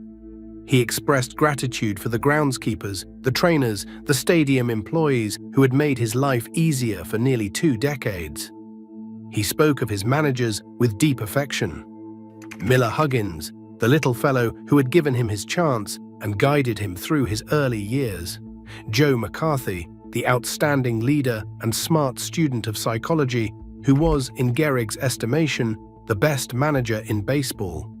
He thanked Jacob Ruppert, the Yankees owner who had died just months earlier, and Ed Barrow, the general manager who had built the dynasty. He thanked his parents, who he said had worked hard to give him everything they could. His father Heinrich and his mother Christina sat in the stands, watching their only surviving child say goodbye to the game that had lifted them out of poverty. He saved his final words for Eleanor. When you have a wife who has been a tower of strength and shown more courage than you dreamed existed, he said, that's the finest I know. He concluded with words that have echoed through the decades. So I close in saying that I might have had a tough break, but I have an awful lot to live for. The crowd stood in stunned silence for a moment, then erupted in cheers that lasted nearly 2 minutes. Babe Ruth walked across the infield and wrapped his arms around his old teammate. The band played I Love You Truly. The crowd chanted, We Love You, Lou. Hardened sports writers wiped their eyes. The New York Times called it one of the most touching scenes ever witnessed on a ball field. Sports writer Paul Gallico captured the terrible beauty of the moment. On July 4, 1939, he wrote, There took place the most tragic and touching scenes ever enacted on a baseball diamond. The funeral services for Henry Louis Gehrig. Lou Gehrig attended them in person. That speech, delivered in fewer than 300 words, transformed Gehrig from a baseball legend into something more. He became a symbol of grace under pressure, of dignity in the face of death, of gratitude even when life deals the cruelest possible hand. The speech has been called baseball's Gettysburg Address. In October 1939, Mayor LaGuardia appointed Gehrig to a 10-year term on the New York City Parole Commission. Lou and Eleanor moved from New Rochelle to Riverdale in the Bronx to satisfy residency requirements. The job paid $5,700 a year, far less than the lucrative speaking engagements and guest appearances Gehrig turned down. But he wanted to do something meaningful with whatever time he had left. He visited correctional facilities, meeting with inmates and parole officers. He insisted that news media not cover his visits. He came to work at City Hall regularly, even as his body continued to fail. Eleanor helped guide his hand when he had to sign documents. By early 1941, Gehrig could barely eat. He couldn't walk without assistance. His powerful frame had withered to perhaps 125 pounds. Old teammates visited when they could. Tommy Henrich came to see him in May and found Gehrig bedridden but still believing he might somehow recover. On the morning of June 2, 1941, Lou Gehrig lapsed into a coma. At 10:10 that evening, he died at his home in Riverdale. He was 37 years old, 17 days short of his 38th birthday. It was June 2nd, 16 years to the day from when he had replaced Wally Pipp at first base for the New York Yankees and begun his legendary streak. Babe Ruth and his wife Claire rushed to the Gehrig home to console Eleanor. Mayor LaGuardia ordered flags throughout New York flown at half-mast. Baseball stadiums across the country followed suit. Thousands of mourners filed past Gehrig's casket at the Church of the Divine Paternity. Babe Ruth wept, following a funeral at Christ Episcopal Church in Riverdale, just across the street from his home. Gehrig's remains were cremated at Kensico Cemetery in Valhalla, New York, 21 miles north of Yankee Stadium. His ashes were placed in a crypt in the stone monument that still marks his grave. Eleanor Gehrig never remarried. She dedicated the rest of her life to supporting ALS research and raising awareness of the disease, turning her husband's tragedy into a cause that has helped countless families facing the same nightmare. "I had the best of it," she once said. "I would not have traded 2 minutes of my life with that man for 40 years with another." She remained devoted to Lou's memory for 43 years after his death, finally joining him on March 6, 1984, her 80th birthday. Her ashes were interred beside his at Kensico Cemetery, together at last. The disease that killed Lou Gehrig is now known throughout America as Lou Gehrig's disease. ALS remains incurable, though research continues. Every June 2nd, Major League Baseball celebrates Lou Gehrig Day, honoring his memory and raising awareness for the fight against the illness that bears his name. In December 1939, the Baseball Writers Association waived the mandatory 5-year waiting period and elected Gehrig to the Hall of Fame immediately. He became the first player to have his uniform number retired by any team. Number 4 has not been worn by a Yankee since 1939 and never will be again. In 1969, the baseball writers voted Gehrig the greatest first baseman of all time. In 1999, fans chose him to the Major League Baseball All-Century team. He received more votes than any other player on the ballot, more than Ruth, more than Williams, more than any of the legends who had played the game. His career wins above replacement of 113.8 remains the highest of any first baseman in history. No other first baseman has even reached 100. Lou Gehrig's consecutive game streak stood for 56 years before Cal Ripken Jr. finally surpassed it on September 6, 1995. During those 5.5 decades, his record seemed as unbreakable as his spirit. The Iron Horse had set a standard that generations of players measured themselves against and found themselves wanting. But statistics, however staggering, don't explain why Lou Gehrig still matters nearly a century after his death. It isn't the numbers that make us remember him. It's the character, the quiet determination to show up every single day, the refusal to make excuses or seek sympathy, the ability to face certain death and still count his blessings. In an era of excess and ego, Gehrig embodied something different. He was the dutiful son who supported his parents even when success gave him every opportunity to escape. He was the loyal teammate who accepted his place in Ruth's shadow without bitterness. He was the devoted husband who found in Eleanor the courage to step out of his mother's control. And in the end, he was the dying man who stood before the world and declared himself lucky. The crowd at Yankee Stadium that July afternoon in 1939 came expecting tragedy. They came to say goodbye to a hero whose body was being stolen by disease. Instead, Lou Gehrig gave them a gift. He showed them that gratitude is a choice, that dignity is not circumstantial, and that a life well lived is its own reward regardless of how or when it ends. "Fans," he said, "I consider myself the luckiest man on the face of the earth." He meant every word. Next up, Babe Ruth. Imagine a 7-year-old boy, abandoned by his parents, living in a reform school in Baltimore. A child so troubled that his own family declared him incorrigible. Now imagine that same boy growing up to become the most famous athlete in American history, a man whose name would become synonymous with greatness. This is the story of George Herman Ruth Jr., better known to the world as Babe Ruth, the Bambino, the Sultan of SWAT. He did not just play baseball, he transformed it. He did not just break records, he shattered the very concept of what was possible in the sport. And his journey from the streets of Baltimore to becoming America's first true sports superstar is one of the most remarkable stories in the history of athletics. So sit back, because today we are diving deep into the life and legacy of a man who changed not just baseball, but American culture itself. George Herman Ruth Jr. was born on February 6, 1895, at 216 Emory Street in the Pigtown neighborhood of Baltimore, Maryland. The house belonged to his maternal grandfather, Pius Schamberger, a German immigrant and trade unionist. Both of Ruth's parents, Catherine Schamberger and George Herman Ruth Sr., were of German ancestry.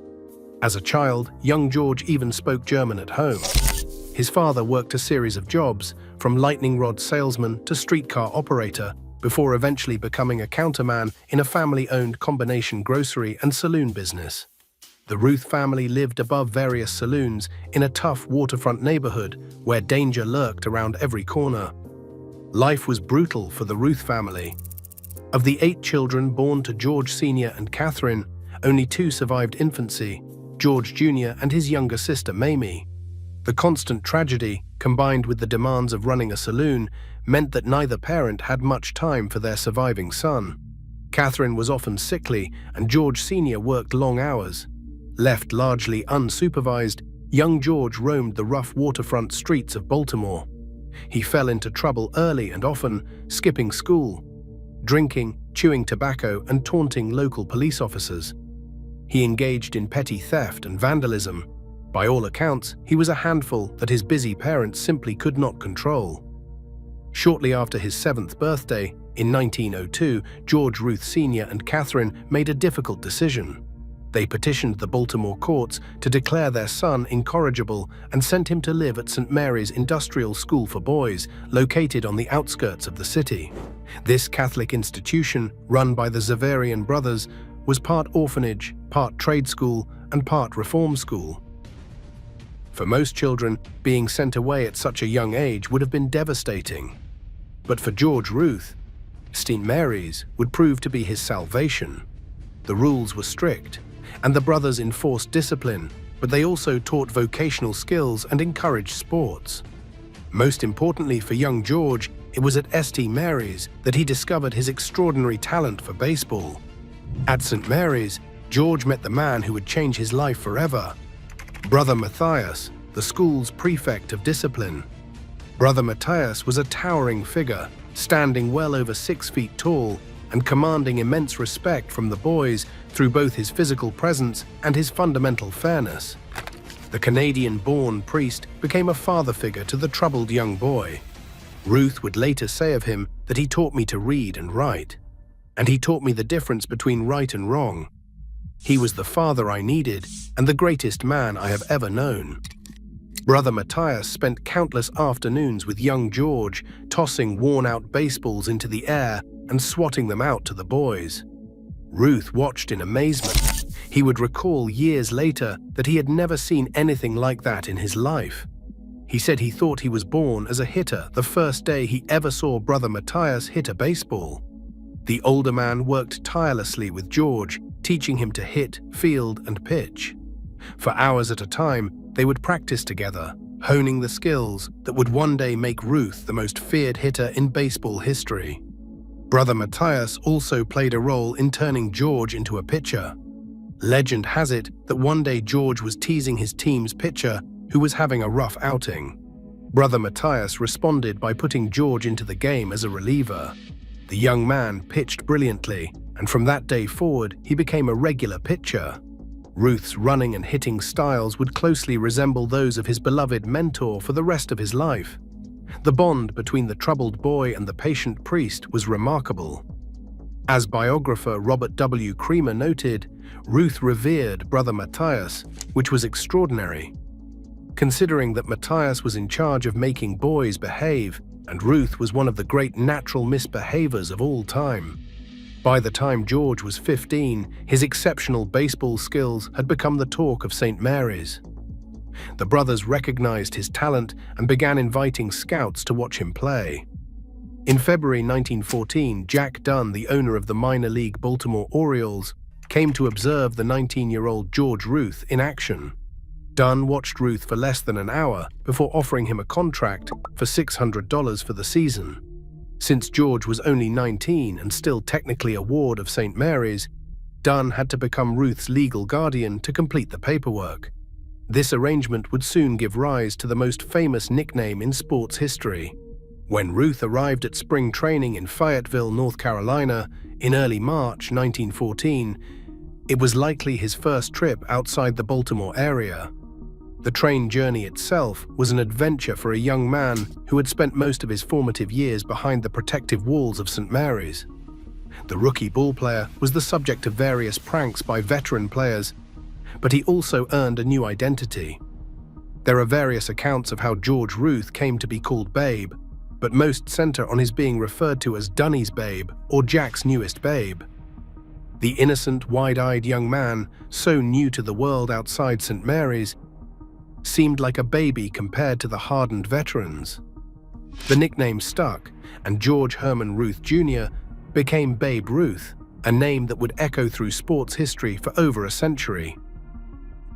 Ruth quickly distinguished himself on the diamond during spring training. In 2 outings against the Philadelphia Phillies, he faced 29 batters and allowed only 6 hits and 2 unearned runs. The following week, he threw a complete game victory over the Philadelphia Athletics, winners of 3 of the last 4 World Series. The talent was undeniable. Despite the Orioles' success on the field, the team was struggling financially. By late June 1914, Dunn found himself in a difficult position, with paid attendance dropping to as low as 150 fans. He had no choice but to sell his best players to raise money. On July 4, 1914, Ruth's contract, along with those of pitchers Ernie Shaw and Ben Egan, was sold to the Boston Red Sox of the American League. Ruth arrived in Boston on July 11, 1914, and that very afternoon he won his first game as a Red Sox pitcher, defeating the Cleveland Naps 4-3. His catcher that day was Bill Carrigan, who was also the Red Sox manager. Carrigan became a mentor to the young Ruth, even rooming with him and teaching him the fundamentals of the game. It was also on that day, according to Ruth's own account, that he met Helen Woodford, a 16-year-old waitress at Lander's coffee shop. Ruth said she served him when he had breakfast there. Within a few months after the season concluded, the two were married on October 14, 1914. Babe was 20 years old and Helen was just 17. They were married that autumn. In his first full season with the Red Sox in 1915, Ruth finished with an impressive 18 wins and 8 losses as a pitcher, along with a batting average of .315 and 4 home runs. The Red Sox won the American League pennant that year, though Ruth was not called upon to pitch in the World Series against the Philadelphia Phillies. Boston won in 5 games. 18 wins marked a strong start to his major league career. The following year, 1916, Ruth emerged as one of the best left-handed pitchers in baseball. He compiled a record of 23 wins and 12 losses, leading the league with an earned run average of just 1.75. He also pitched 9 shutouts, the most for American League lefties that season, a record that would stand until Ron Guidry equaled it in 1978. In the 1916 World Series against the Brooklyn Robins, Ruth delivered one of the most remarkable pitching performances in postseason history. In Game 2, he engaged in a tightly contested duel with Brooklyn's Sherry Smith. After giving up an inside-the-park home run to Hy Myers in the first inning, Ruth settled in and threw scoreless ball for the next 13 innings. The Red Sox won 2-1 in 14 innings, the longest pitching outing in baseball postseason history. Ruth continued his dominance in 1917, going 24 wins and 13 losses with a 2.01 earned run average, and an astonishing 35 complete games in 38 starts. By then, he had displayed enormous power in his limited plate appearances, and it was becoming clear that his hitting was too valuable to be left out of the lineup on a daily basis. In 1918, Ruth tied for the major league lead in home runs with 11, while also going 13 wins and 7 losses on the mound. The Red Sox won their 4th World Series title in 7 seasons that year, with Ruth contributing both as a pitcher and a hitter. He extended his record of consecutive scoreless innings in World Series play to 29 2/3 innings, a record that would stand for over 40 years until Whitey Ford broke it. By 1919, Ruth had made the full transition from pitcher to everyday player. That season, he smashed 29 home runs, obliterating the previous single-season record of 24 set by Ned Williamson in 1884. The baseball world had never seen anything like it. Here was a former pitcher who could hit the ball farther and more often than anyone in history. In just over 5 seasons with the Red Sox, Ruth had established himself as one of the premier left-handed pitchers in the game, winning 89 games and losing 46. He was also a member of 3 World Series championship teams. But all of that was about to change with one of the most controversial transactions in sports history. On December 26, 1919, Boston Red Sox owner Harry Frazee made a decision that would haunt his franchise for 86 years. He sold Babe Ruth's contract to the New York Yankees. The circumstances surrounding the sale were complex. Frazee was a theatrical producer who was hemorrhaging money because his Broadway productions were struggling. Despite a pennant-winning season in 1918, dwindling wartime attendance had caused the club's gate receipts to drop significantly. Ruth, fully aware of his value and baseball's growing popularity, was demanding his salary be doubled to $20,000 per year, twice what even the great Ty Cobb was making. Yankees owners Jacob Ruppert and Tillinghast Houston offered Frazee a deal he felt he could not refuse: $100,000 in cash, plus a loan of $300,000 secured by a mortgage on Fenway Park. The sale price was unprecedented, the highest ever paid for a baseball player at that time. Frazee tried to downplay the effects of the sale, calling Ruth selfish and claiming the Yankees were taking a gamble. But the gamble paid off spectacularly for New York. The Red Sox, winners of 5 of the first 16 World Series, would not win another pennant until 1946, or another World Series until 2004, a drought that became known as the Curse of the Bambino. The Yankees, on the other hand, had never won an American League championship before acquiring Ruth. With him, they would win 7 pennants and 4 World Series titles.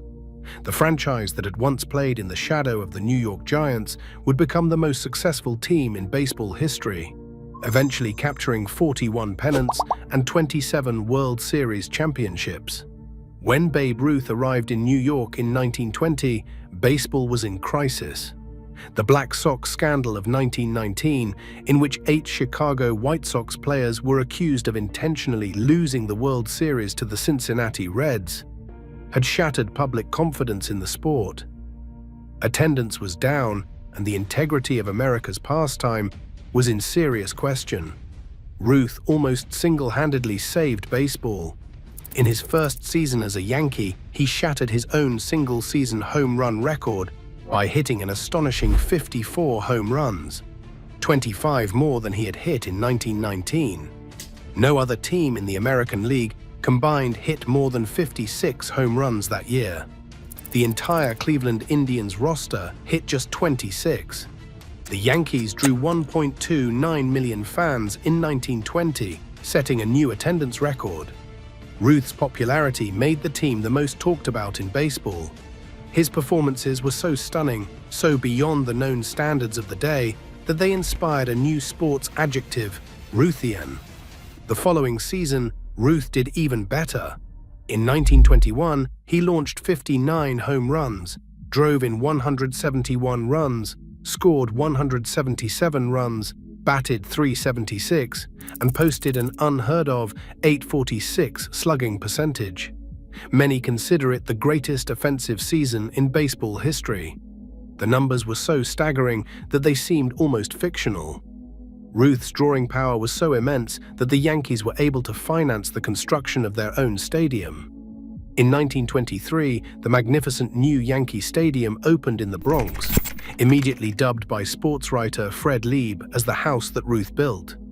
On opening day, April 18, 1923, an astounding 74,200 fans flooded through the turnstiles, while another 25,000 were turned away. The previous attendance record for a single game had been 42,000. In a fitting twist, the first game at the new stadium was played against the Boston Red Sox, Ruth's former team.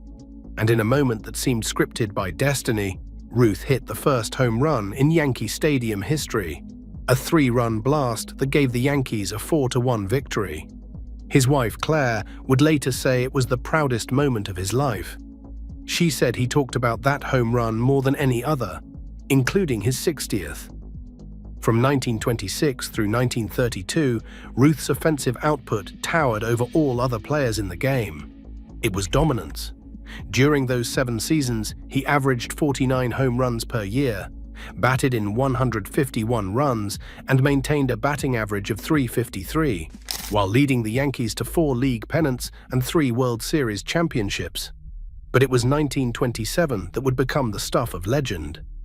That year, Ruth was part of a lineup known as Murderer's Row, considered by many to be the greatest team ever assembled. The batting order of Earl Combs, Mark Koenig, Babe Ruth, Lou Gehrig, Bob Musell, and Tony Lazzeri struck fear into every opposing pitcher. The 1927 Yankees finished with a record of 110 wins and 44 losses, winning the American League pennant by 19 games. They batted .307 as a team, slugged .489, and scored 975 runs. They outscored their opponents by a record 376 runs.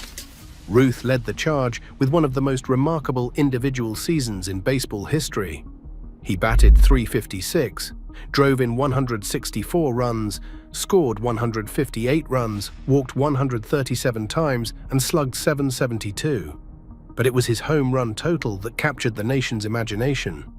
Entering September, Ruth was locked in a friendly competition with his teammate Lou Gehrig for the home run crown. Gehrig had briefly taken the lead in early September, but Ruth responded with a furious stretch run. He hit 17 home runs in September alone, including 2 on September 29th to tie his own record of 59. On September 30th, 1927, the final day of the season, Ruth stepped to the plate against Washington Senators pitcher Tom Zachary. In the 8th inning, with the score tied 2-2, Ruth launched a pitch into the right field bleachers for his 60th home run of the season, 60th. After the game, Ruth exulted. "Let's see some son of a bitch try to top that one." That record would stand for 34 years until Roger Maris hit 61 in 1961. But the context of Ruth's achievement makes it even more remarkable. In 1927, no other American League team combined hit more than 56 home runs. Ruth out-homered entire franchises by himself. The 1927 Yankees capped their legendary season by sweeping the Pittsburgh Pirates in 4 games in the World Series. The National Leaguers were reportedly so demoralized after watching the Yankees take batting practice before Game 1 with ball after ball sailing into the seats that they never recovered. The legend of Murderer's Row was complete.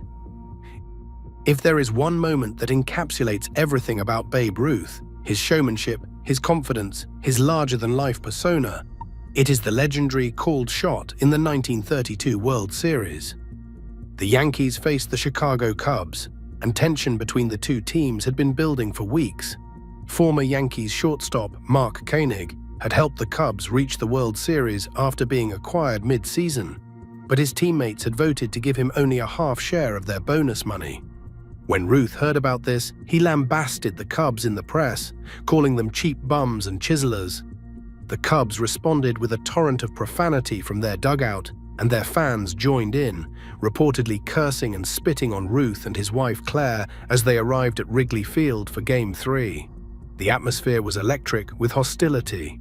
Ruth had already hit a 3-run homer in the first inning when he came to bat in the 5th, with the score tied 4-4. Cubs pitcher Charlie Root threw strike 1, and Ruth held up one finger toward the Cubs dugout. After strike 2, he made another gesture, this one more dramatic, pointing either toward Root, the Cubs bench, or the center field bleachers, depending on whose account you believe. On the next pitch, Ruth crushed the ball over the center field fence, reportedly nearly 500 feet. As he rounded the bases, he laughed at the stunned Cubs players. Lou Gehrig followed with his own home run, and the Yankees won 7-5 on their way to a 4-game sweep. Did Ruth actually call his shot? The debate has raged for nearly a century. Reporter Joe Williams wrote the next day that Ruth had pointed to center field before delivering. Ruth himself initially said he was showing the Cubs he still had one strike left, but later embraced the legend, saying, "It is in the papers, is it not?" Even a film of the at-bat discovered decades later proved inconclusive. What is certain is that in a hostile environment, with thousands of fans screaming against him, Ruth delivered one of the most dramatic moments in sports history. As one historian noted, what always gets diminished in the controversy about whether it was a called shot is that it was an unbelievable moment in which a player was challenged, and Ruth responded emphatically, as only he could. Off the field, Babe Ruth lived a life as large as his on-field exploits. He was a man of enormous appetites, famous for his love of food, drink, and good times. Stories abound of Ruth consuming 20 hot dogs and 8 sodas between games of a doubleheader, or spending nights partying until dawn before hitting home runs the next afternoon. His marriage to Helen Woodford was troubled almost from the start. Though he gave her furs, an 80-acre farm in Sudbury, Massachusetts, and adopted a daughter named Dorothy in 1921, he gave her neither time nor fidelity. His countless affairs caused Helen to have nervous breakdowns, and the couple eventually separated in 1925, though as Catholics they never divorced. In 1923, Ruth met Claire Hodgson, a beautiful model and showgirl from Athens, Georgia. Claire had come to New York with her daughter Julia after her first husband died in 1921. She and Ruth began an affair that would continue for years while he remained married to Helen. Then tragedy struck in January 1929 when Helen died in a mysterious house fire. Just 3 months later, on April 17, 1929, Ruth married Claire in an early morning ceremony on opening day at Yankee Stadium. The marriage transformed Ruth's life. Claire became his personal manager, controlling his outrageous spending and monitoring his eating habits. She brought stability and discipline to a man who had known little of either throughout his life. The blended family included Dorothy, whom Claire adopted, and Julia, whom Ruth adopted. They lived in a 14-room apartment in New York, along with Claire's mother and 2 brothers. By all accounts, Ruth was a devoted father who adored his daughters. He was the greatest dad, both daughters would later say. Ruth was also known for his generosity, particularly toward children. He made countless visits to sick children in hospitals, often without seeking publicity.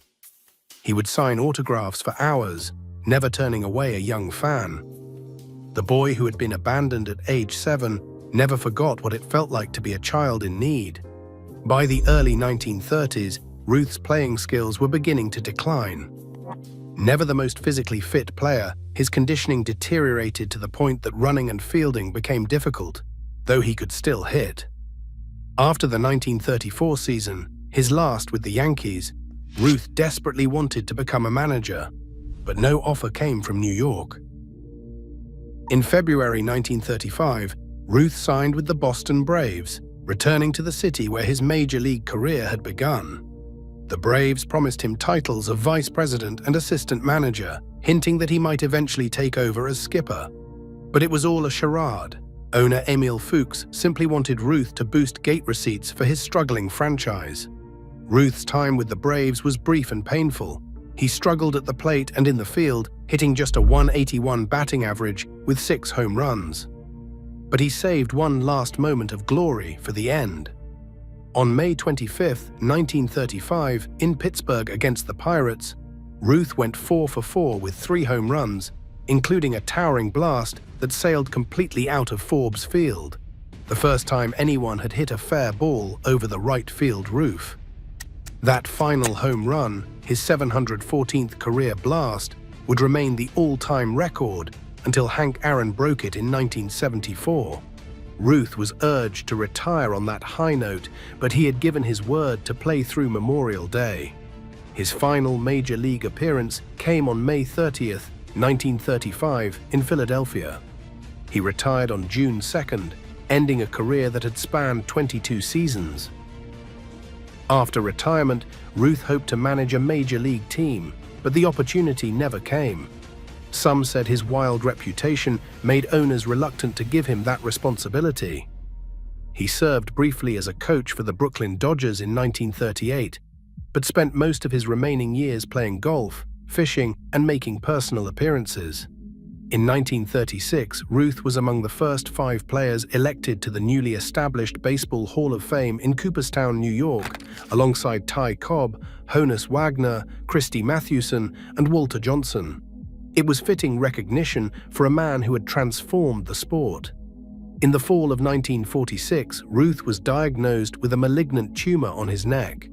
It was throat cancer. His health deteriorated rapidly over the following months, though he continued to make public appearances when he could. He became one of the first cancer patients to receive both radiation and chemotherapy treatment. On June 13, 1948, Ruth made his final appearance at Yankee Stadium for the ballpark's 25th anniversary celebration. The man who had once seemed so invincible now looked frail and thin, using a bat as a cane. His voice, once booming, had been reduced to a hoarse whisper by the cancer. The photograph taken that day by Nat Fine, showing Ruth from behind as he stood near home plate, looking out at Ruthville, became one of the most iconic images in sports history. 2 months later, on August 16, 1948, Babe Ruth died at Memorial Hospital in New York City. He was 53 years old. His body lay in state at the entrance of Yankee Stadium, and over 100,000 mourners came to pay their respects to the man who had built the house. Thousands more attended his funeral mass at St. Patrick's Cathedral. Baseball Commissioner Happy Chandler spoke for millions when he said that his death would be a deep distress. He said that Ruth was one of his personal friends, and that it grieved him greatly that the nation had lost him. What Babe Ruth meant to baseball and to America cannot be measured in statistics alone, though his numbers remain staggering. He finished his career with a .342 batting average, 714 home runs, and 2,214 runs batted in. His career slugging percentage of .690 remains the highest in Major League history. His on-base percentage of .474 is second only to Ted Williams. He led the league in home runs 12 times, including 11 seasons of 40 or more, the most in history. He held or shared about 60 records at the time of his retirement. His World Series record of 29 2/3 consecutive scoreless innings pitched stood for over 40 years. But beyond the numbers, Ruth fundamentally changed how baseball was played. Before him, teams relied on bunts, base stealing, and small ball strategies. Ruth introduced power hitting as the centerpiece of the game.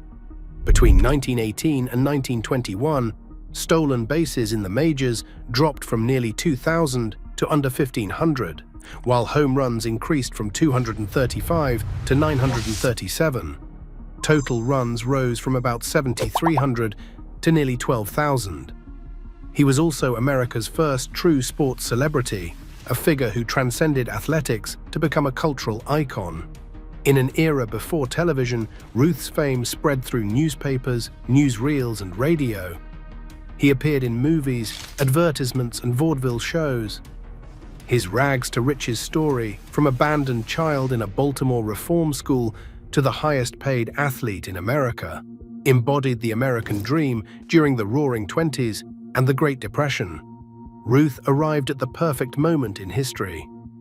Coming after the Black Sox scandal that had threatened to destroy public faith in baseball, his talent and charisma restored the sport's integrity and drew fans back to ballparks in record numbers.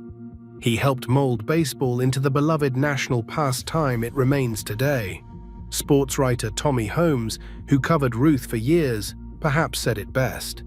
Some 20 years ago, I stopped talking about the Babe for the simple reason that I realized that those who had never seen him did not believe me. Nearly 80 years after his death, Babe Ruth remains the standard by which all baseball greatness is measured. His records have been broken, some controversially during the steroid era, but his legend endures. The abandoned boy from Pigtown became the greatest player the game has ever seen, a titan who towered over his sport like no athlete before or since. His life story reminds us that greatness can emerge from the most unlikely places, that a child declared incorrigible can become a national hero, that someone who starts with nothing can achieve everything, that even in our darkest moments there is always hope for redemption and glory. That is the story of Babe Ruth, the Sultan of Swat, the Bambino, the man who saved baseball and became an eternal American legend. Like and subscribe for more baseball documentaries. Until next time.